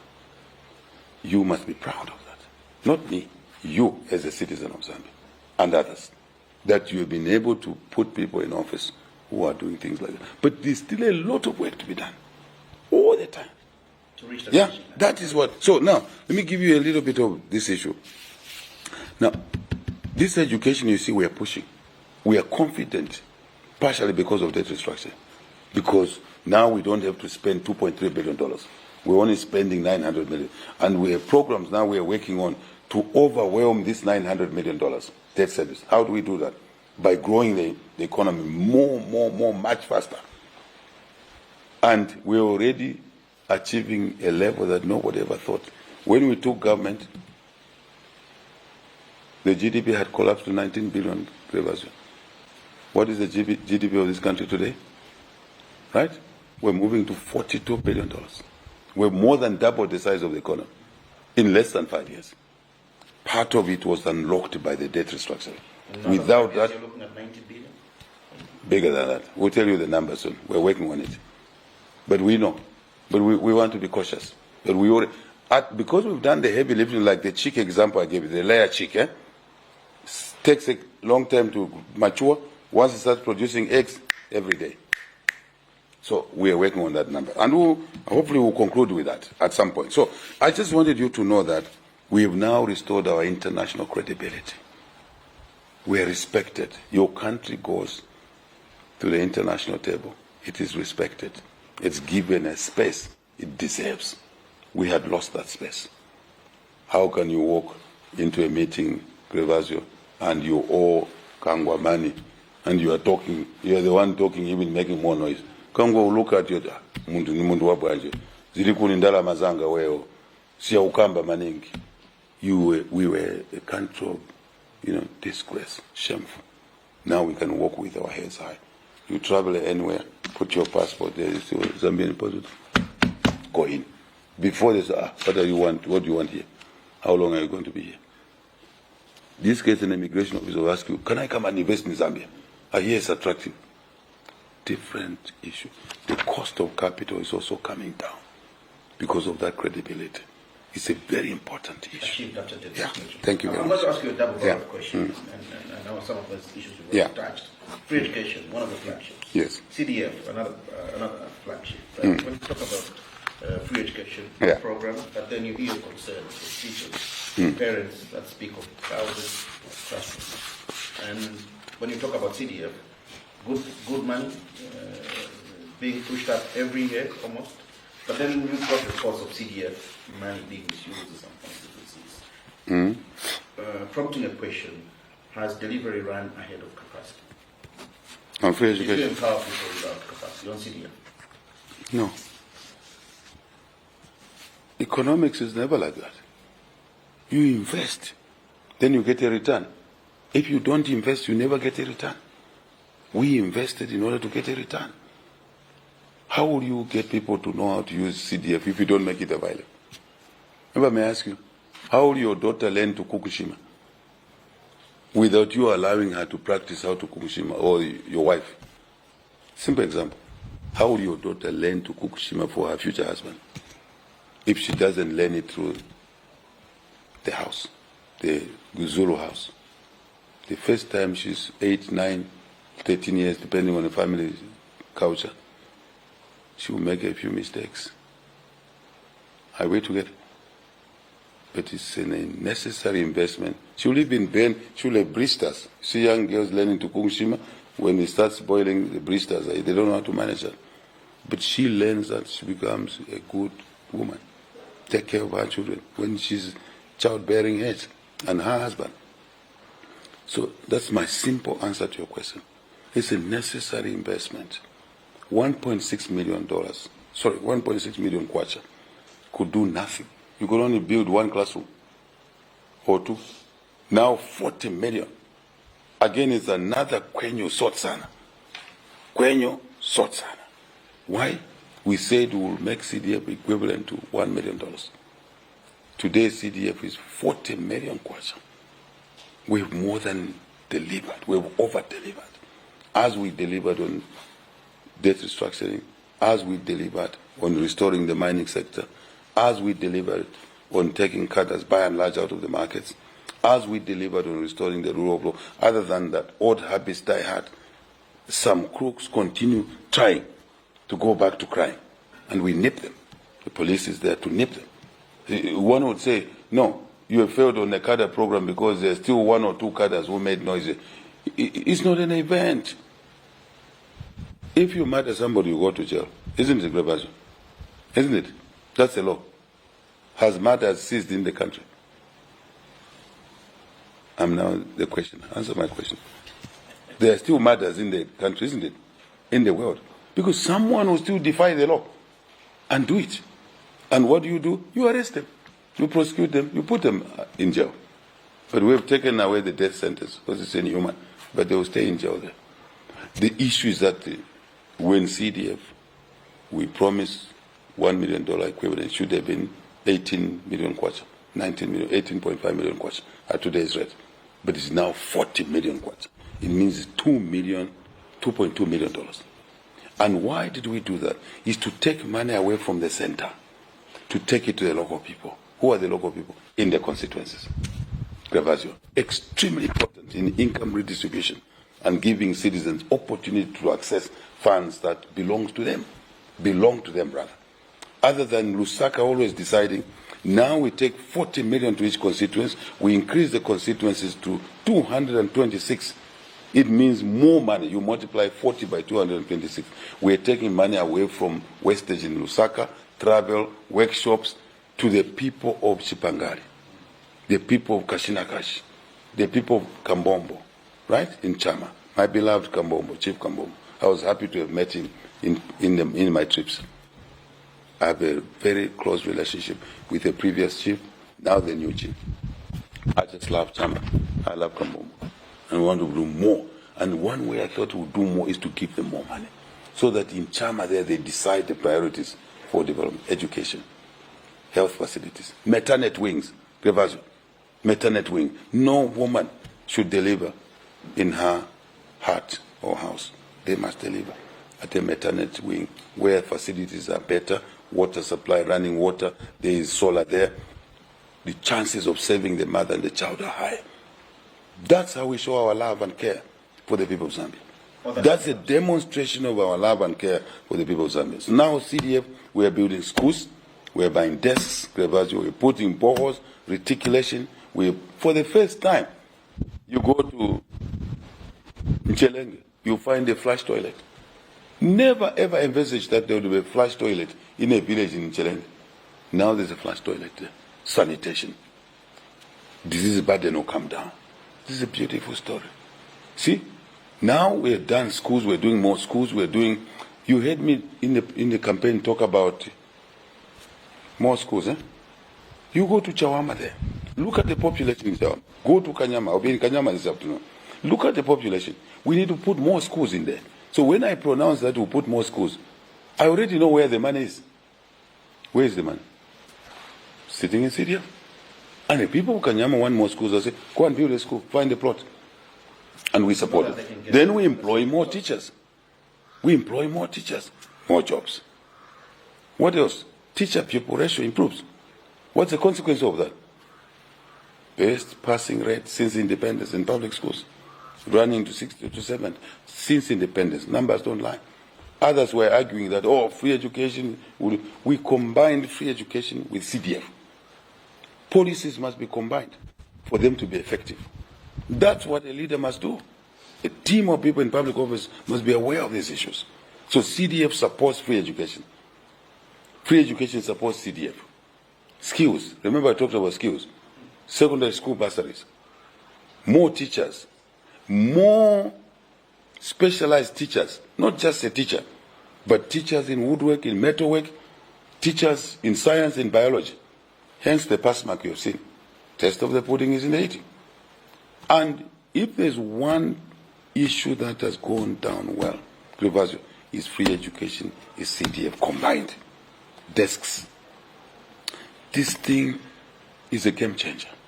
And it's felt by citizens anywhere in the country. Ordinary citizens. Yes. Ordinary citizens. Mr. President, yes. I don't want to delay people Yeah. waiting for you, Kanyama. Before I let you go, I want to ask 2 questions.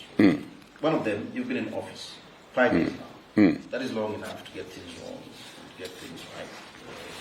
When you sit back and you take an honest look at what you've done, is there anything you wish you had done differently? First, my wish is that we should have run this country differently in the last 6 years. We didn't have to start at the bottom. We didn't have to do the debt restructuring, which Levi Mwanawasa, may so rest in peace, did in 2007. Now we had to redo this with vengeance, with a higher cost. We didn't have to sink so low as a country. That's what I regret the most, that we wasted time, we wasted effort, we wasted citizens, hurt citizens along the way. Hence the cost of living that we're dealing with because of the legal problems. I regret that. And I'm sorry, right, to the people of Zambia. I'm sorry on behalf of the leaders before. Because this Zambia is a living thing. Zambia's institutional memory. And I want to take responsibility on behalf of the presidents before me. Even the colonial guys, certain things they did, segregating, not providing schools for black people, and only good schools for the white people, kids there, was wrong. I regret all those decisions. That made the country really go through what it should have never gone through. This country's economy should have been $250 million, $250 billion, $500 billion. $500 billion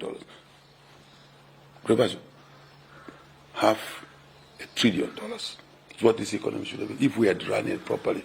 And the governments that come do what is called building block, right? Add on. That's regrettable to me. And I take responsibility on behalf of everyone because I'm the sitting president. And I'm not blaming anybody. It's the reality of the matter. At independence, Grivazo, are you aware that the size of our economy is the same as South Korea? Our economy is the same size as Malaysia. Look at South Korea today. With lesser resources, see where they are. They are manufacturing heavy equipment. These bulldozers you see from South Korea. Right? These bulldozers you see. We should have been there ourselves. We have the minerals. We should have been processing that. We never did that. This is regrettable. Now citizens are in a hurry, and rightly so, because we lost time. But my assurance to the people of Zambia is that we've turned the corner. That's why you see our policies run in this way, to also give them the chance to make decisions on what is priority to them. They know where they need a bridge, a small footbridge, for the kids to cross to school, even at the high levels of water in the rain season, so our kids don't drown. They know better. In Mandev, where I'm going, the sitting MP there, former MP if you want to call him, but really it's a 5-year window. In fact, technically now he's a sitting MP, because we have amended the constitution. They serve up to the next election. And that is rightly so. They should. There was just little arguments that we had in Parliament, and I conceded defeat. But my message is that the Member of Parliament must serve and continue providing service. Take away 3 months from them. How can you take away service delivery from citizens 3 months? You multiply that 3 months by 60 years. How many years have we lost? Too many years. That's how our brains must work. Right? So now, it is regrettable. But having said that, we've turned the corner. CDF will continue doing wonders. We can't continue building schools. We have to look at agriculture now. CDF used to water harvest, investment, dams, irrigation, at a constituency level. We have to look at building processing. Why should the people, Serenje, people, Mukushi South, Ruano, why should they buy milling from Mukushi Town? They should buy milling from a milling, small-sized milling business in Ruano. Lesser distance to move the raw material maize into Mukushi, then you move the milling back into Ruano. And lesser trouble. It's not even just that. But I'm happy you're following the conversation. It's not just travel. It's the cost. It increases the cost of milling. You grow the maize in Luano, you take it to Mukushi town, you mill it there, you bring it back to Luano, the price goes up. So efficiencies are important in our economy. And that's one of the areas that we're focusing on going forward. And that's the remaining work, a lot more work. We've done so much, but there's a lot more to be done. And I would like to invite citizens to work with those they put in public office, to guide those they put in, to hold them at, to account. And people must not get away with murder. It is murder to allow a woman to deliver in a heart because you failed to put the maternity wing in a clinic. See what we did. We are now saying every health center must have a maternity wing. And it's happening. The numbers are there. The desks are there. So I really think that this subject must be seen in the right context. Yes, we've had to do the backlog work. Very unnecessary. We should have gone straight. Where President Mwanawasa had left the debt, I wished we had found it at that level. We wouldn't have now spent $2.3 billion every year to debt service. We would have taken that money into energy, more electricity generation. We would have taken that money into, if you like, more technical skills, artisanal skills. By the way, I'm here to make a pronouncement in case you think I'm playing around when we're campaigning.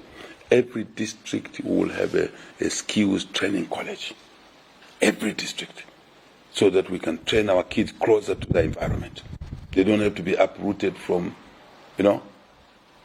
Kashinakashi, from Sangomo, from Chama, from Chikalaba, in the Petaok area, from Pamungomba, to come to Lusaka. Dislocating them. They will lose 6 months of adjustment time. They go to a technical school within their district. And then they become mobile because of their skills. Labor mobility is very important. So, and then the chances of them earning a job or a business opportunity across the country is their choice. And they will have their support. So now, this subject, my friend, is not a joke, right?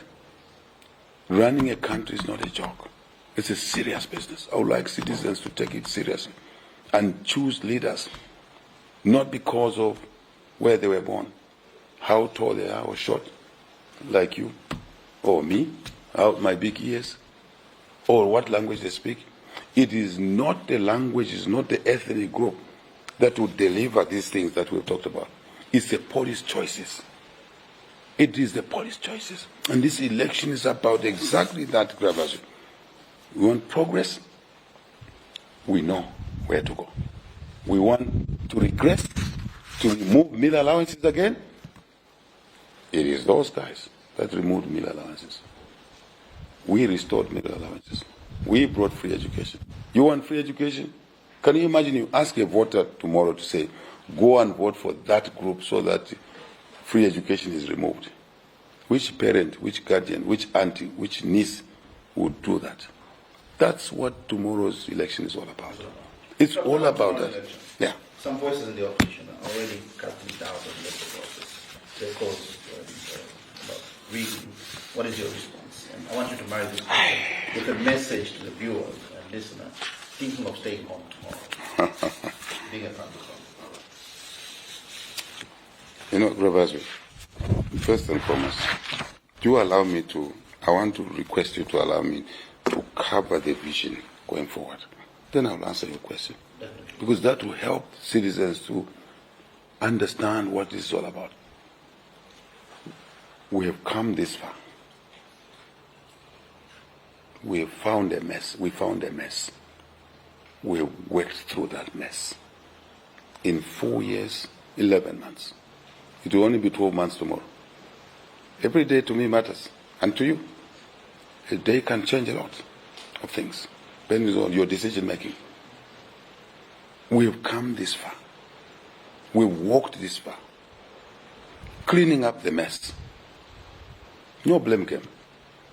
Now after the heavy lifting, debt restructuring, restoring the rule of law, criminality continues, but we clamp it down. Markets, women can trade. You go to Soweto now, listen to those women, how happy they are that they don't have cadres grabbing boxes of tomatoes from them without paying. So go to Kulimatao. Go to KMB in Kitwe. Go to Chiplukus. Go to these places and ask the bus drivers, taxi drivers, how they used to be coaxed to go to the airport to receive political visitors or travelers. And the buses were never paid for. Now they have the freedom. Ask them, do they want to go back to those days? We've done all of this to clean the system. There'll be lingering problems, I admit, because we're dealing with human beings. But with all this heavy lifting, now the table is cleaner. It's growth. It's takeoff. So we have work done, yes. But a lot more work needs to be done. Work done, cleaning up from the bottom, minus 2.8% GDP growth, to the region where we are now 5%. Effectively, it means we've grown by 7.8%. Effectively. If you calculate ceteris paribus, pari passu, right? I'm just saying things being equal. 7.8%. They don't want to get there. So now we are here. We need a lot more work to be done. Now for the cost of living, which you talked about, to be visible, that more felt. Because what I explained to you, sometimes people don't feel it, isn't it? That they are not paying school fees, but because they've not got money in their hands, they think that this is a free service. Exactly, it's a free service. But the saving, where I stand, my training, my upbringing, my training, a saving is equivalent to income. A saving is equal to income. Where my philosophical orientation, because it means money available to me. I've earned it or I've saved it. And that's why I'm always conscious. Citizens must be always conscious of consumption expenditure must be replaced with investment expenditure.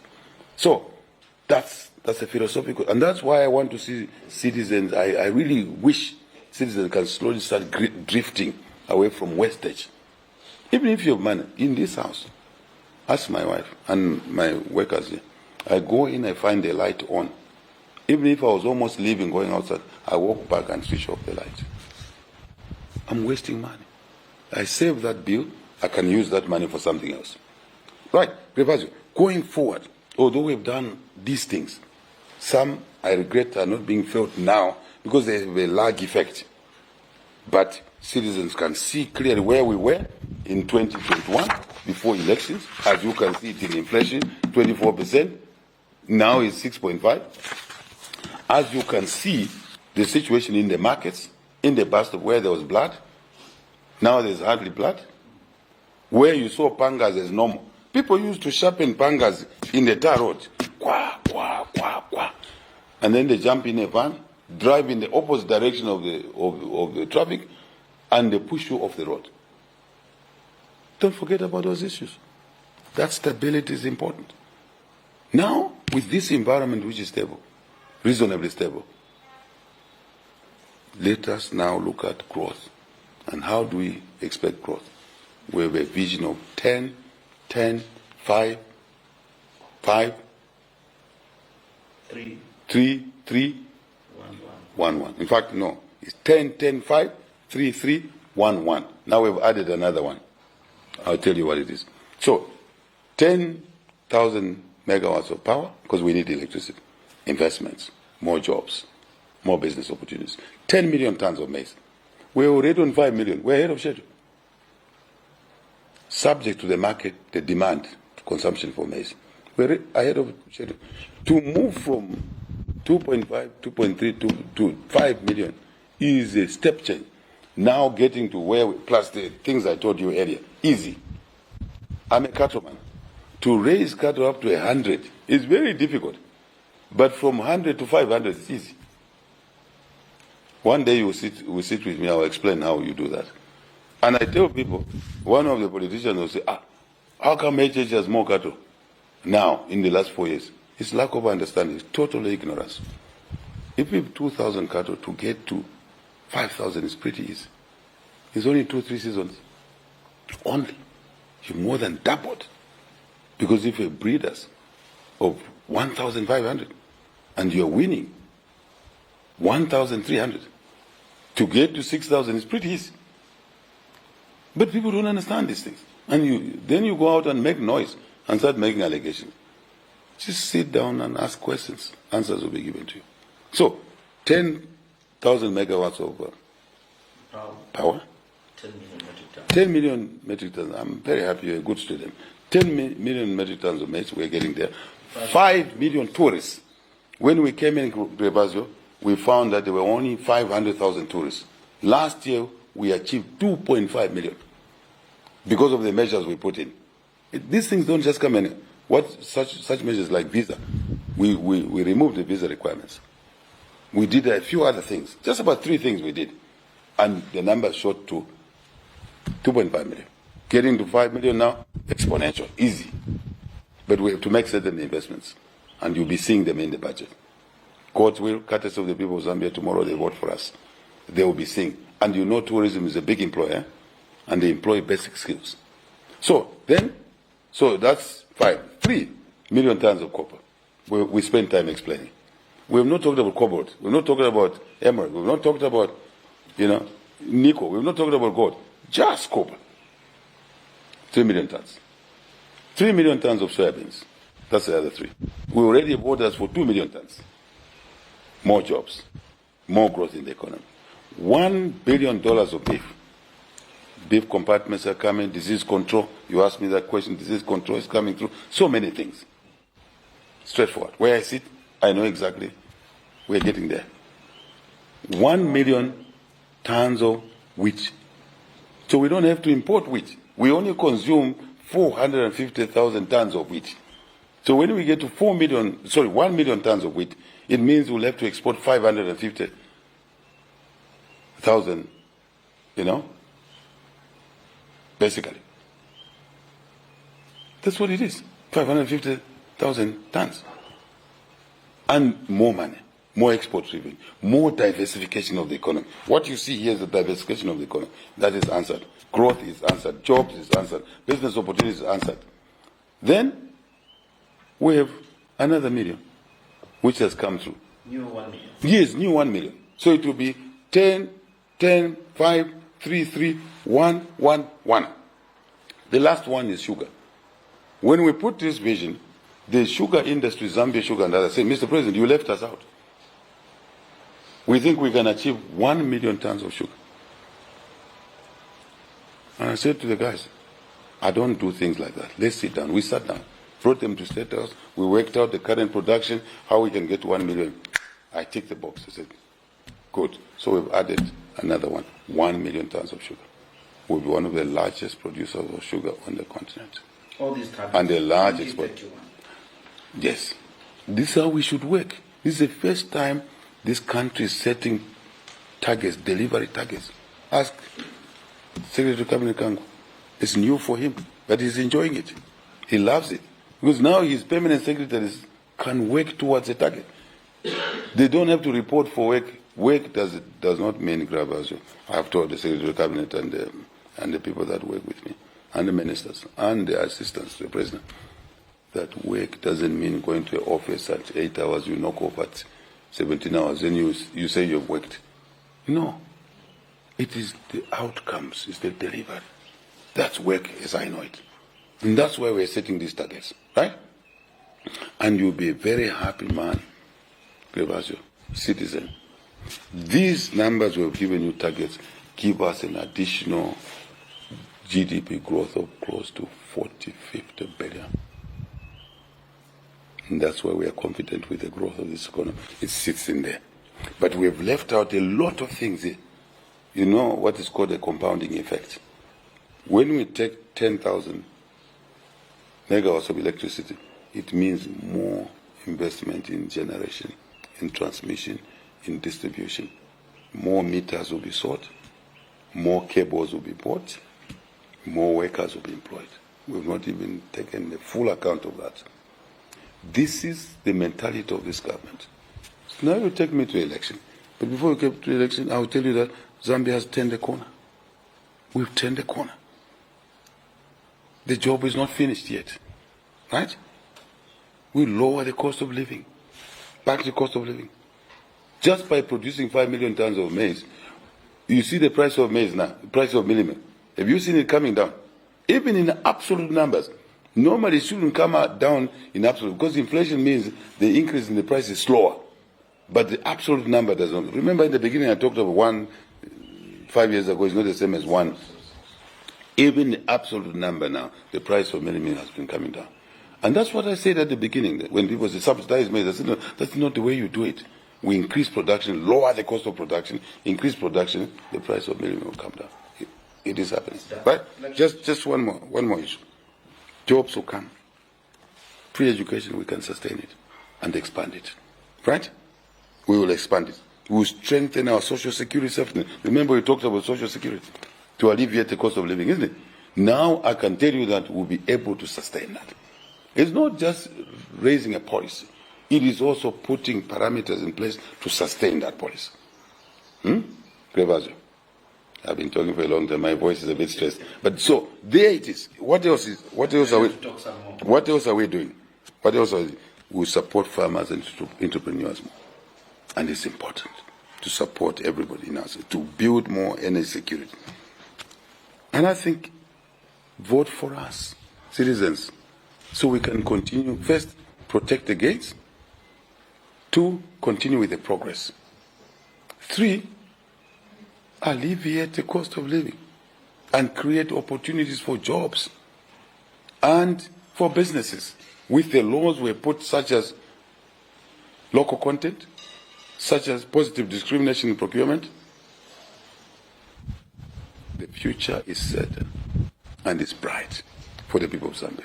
So this is why we're asking for the vote for the suit this year. UPND president, put ourselves up. You can judge us by what we've done, but we do this because we care for the people of Zambia. We love them. Inherently, we love them. We care for them. And I've told them so in the trips around the country. And that's why we've delivered some of the things we've delivered. But we know that we've come from a difficult background, 50, 60 years of decline. Now we are on the up. It is going to be better. We've come this far. Let's continue the work. Let's not disrupt, and go 3 steps backwards. Let's continue to move forward. But what we are appealing to the people of Zambia, the president cannot run the country alone, Grevasio. He needs councillors to make decisions in the council chambers about the use of CDF. You're together. We need the mayors. We need the council chairpersons. We need the members of parliament to legislate, such as on Bill 7, to increase the constituencies, which leads to an increase in the CDF, which means more money in the communities for the things that the communities consider priorities. Right? Efficiencies will come in. Anyone who abuses taxpayers' money, whether at the center or local government through CDF, you're on your own. The law will visit you. And when the law visits you, don't say, no, because of tribalism. No, there's no tribe. In corruption, in crime, there's no tribe. There's no ethnicity. There's no color. There's no height. You are judged as a citizen. So, I appeal to the voters. Let's protect this game. Progress. Hard work has been done. Let's continue. Let us progress even faster so we can tackle the issue of cost of living. And, and let us learn the lessons of the past. How we alter the path of progress and regress. Let's not go back there. But to do that, we need a team. Suit, chain, councillor, UPND, Kwenyu, Sotsa. Mayor, Kwenyu, Sotsa, UPND. Council chairperson, Kwenyu, Sotsa, UPND. MP, UPND, Kwenyu, Sotsa. President, to finalize, to complete the team, UPND, Kwenyu, Sotsa. Then we can deliver these things. If we are disrupted with that, it becomes a problem.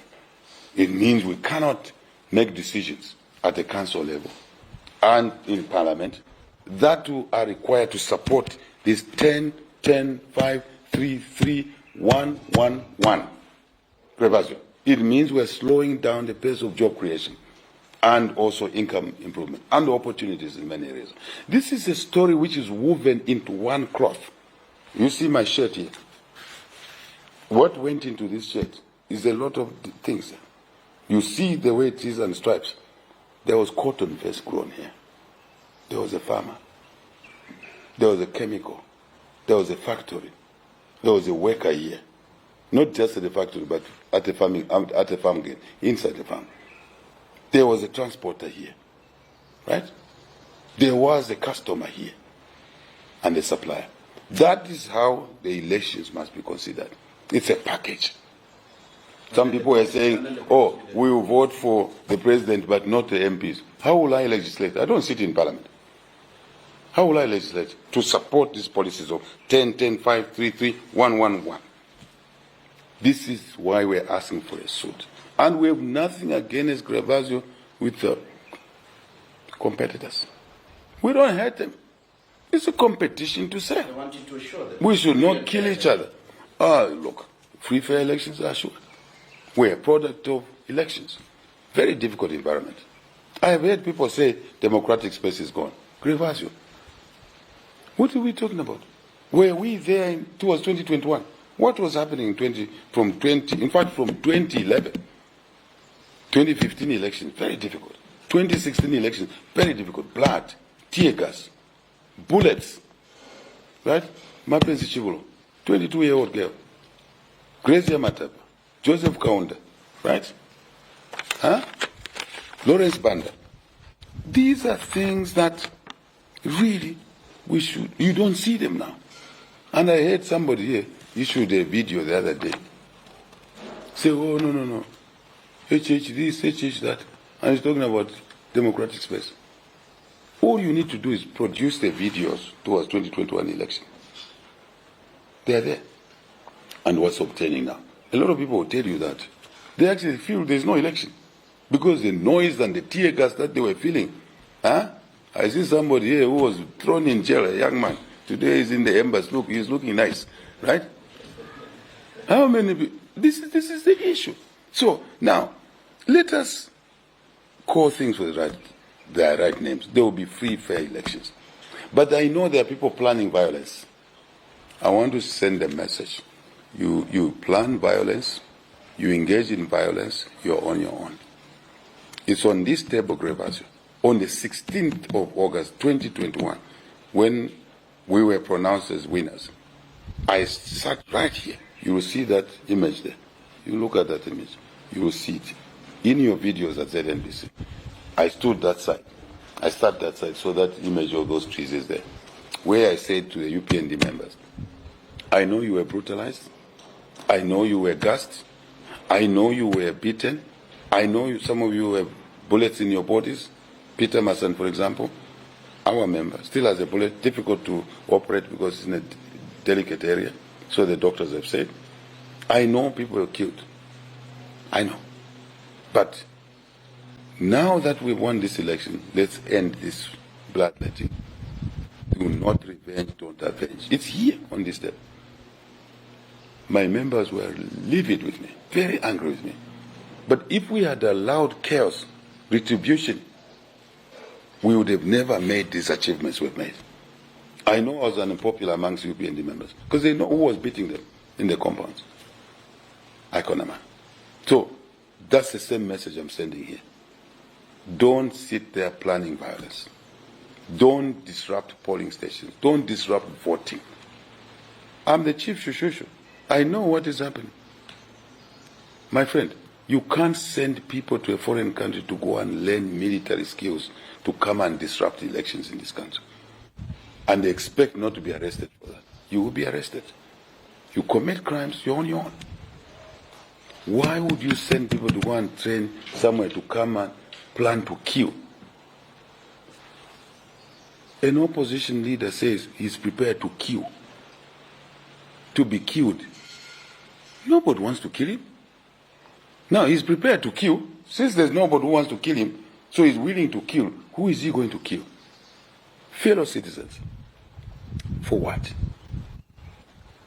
It's competition to save. My colleagues were in government 10 years. They did not introduce free education. Now they're saying they'll bring it. Why didn't they bring it when they were in government 10 years? They are promising, no, CDF. Why didn't they bring CDF from 1.6 million, which is only enough to build a 1x3 classroom block, to 40 million? Why didn't they do it? Why? If you as a citizen are supporting them, I'm just pointing you here because we're in an interview. You must reflect. What benefit did you get? 10 years. A few people were sleeping with cash as mattresses and pillows. A few people. Where was that money coming from? From the loans. The Euro bonds, which they failed to pay. And the price was $2.3 billion of debt service. And that's the money they were accessing through fake contracts, supplying air, roads that they never did. They got 50% down payment and never did the roads. And that's the money they were using as mattresses. Is that how you run a country? No. Whose money was that? 21 million Zambians. Did they benefit from that money? No. Reflect, Zambian voters. So there will be free, fair elections. But the menu does not include violence. The menu does not include training in the military to come and disrupt and kill people. You will be arrested, and you're on your own. You'll be taken to court. If you are convicted, you go to jail. Then you want to start screaming, no, I've been victimized. No, there's no democratic space. We are assuring of free, fair elections, credible elections, but peaceful elections. I cannot sit as head of state and allow people to plan violence and fold my arms. Then I'm abrogating the constitutional responsibility that I have to protect all citizens. Because somebody will be killed. He's a Zambian. Why should I allow somebody to kill somebody? Why should the police allow that? They know that somebody is going to kill somebody and they allow it. Then they're sleeping on duty. The police will arrest anybody planning to kill other citizens because of it, of an election. And someone says, in this election, I'm willing to kill, I'm willing to die. Wemrumendo. You want to kill somebody. Even you want to kill. For what? If you want to go in office, let me remind you, in my many years in opposition, even when I felt we won elections, I never had any intentions of taking my supporters in the streets. I used to tell my media guys, Brian is one of them, that Brian, I cannot take my supporters in the streets. They are going to burn buildings and factories. What am I going to manage? Who am I going to manage that for? I never went into the streets. Records are there. Why are people planning to go in the streets? You win, you win. You lose, you lose. You try again. They must learn from it. I tried many times. Never had a temptation to be violent. Never. Because it's not worth it. Right? So I want to say that the issue is, for me as a UPND candidate, a voter will go to vote tomorrow. You see the name of a candidate. You see the picture. You see the UPND there. You see the sign, which is the hand. Pakuboko. Sotsan. Kwenyu Sotsan. You see an empty box. You mark X or a tick. X inside the empty box or a tick. Kwenyu Sotsan.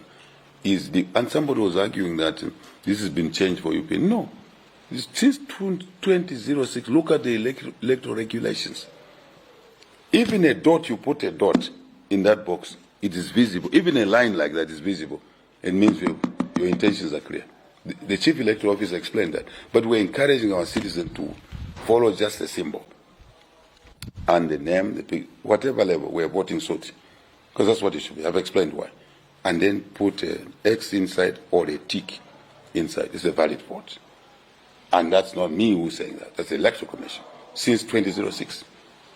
Since before I entered politics. In fact, since 2001 or something like that. 2001, yes. So why should this become a debate? So I want to assure citizens, colleagues, that turn out and vote tomorrow. Don't sit at home. Krevazio, you should take the lead, you and I. We must wake up early, go to polling station, encourage citizens to vote. Your vote matters. It either damages your family or it improves the welfare of your family. There's a decision you have to make. And it's a decision that is important. A civil responsibility, duty, constitutional responsibility to vote. So all eligible voters turn out. Don't be afraid of violence. Nobody will be allowed to exert violence tomorrow. We've put in place enough measures. I want to repeat, we've put in place enough measures. Nobody will be allowed to exert violence during voting, post-voting, counting, nobody. You do that, you're on your own. Simple. Mr. President. Thank you. But by the way, we are happy to have observers. I met some of them. They're welcome. This is a democracy. These are our institutions, SADC, Great Lakes region, African Union, even European Union. They're welcome. And I hope we will also be observing the elections in Europe, we in Africa. Huh? It's a light moment.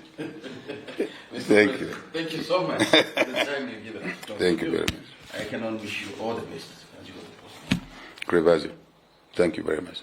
I'm very grateful. My wife asked me to thank you and the other colleagues for agreeing to hold the interview here. Honestly speaking, she's a reasonable mother. She always appreciates visitors. That's the culture in this home.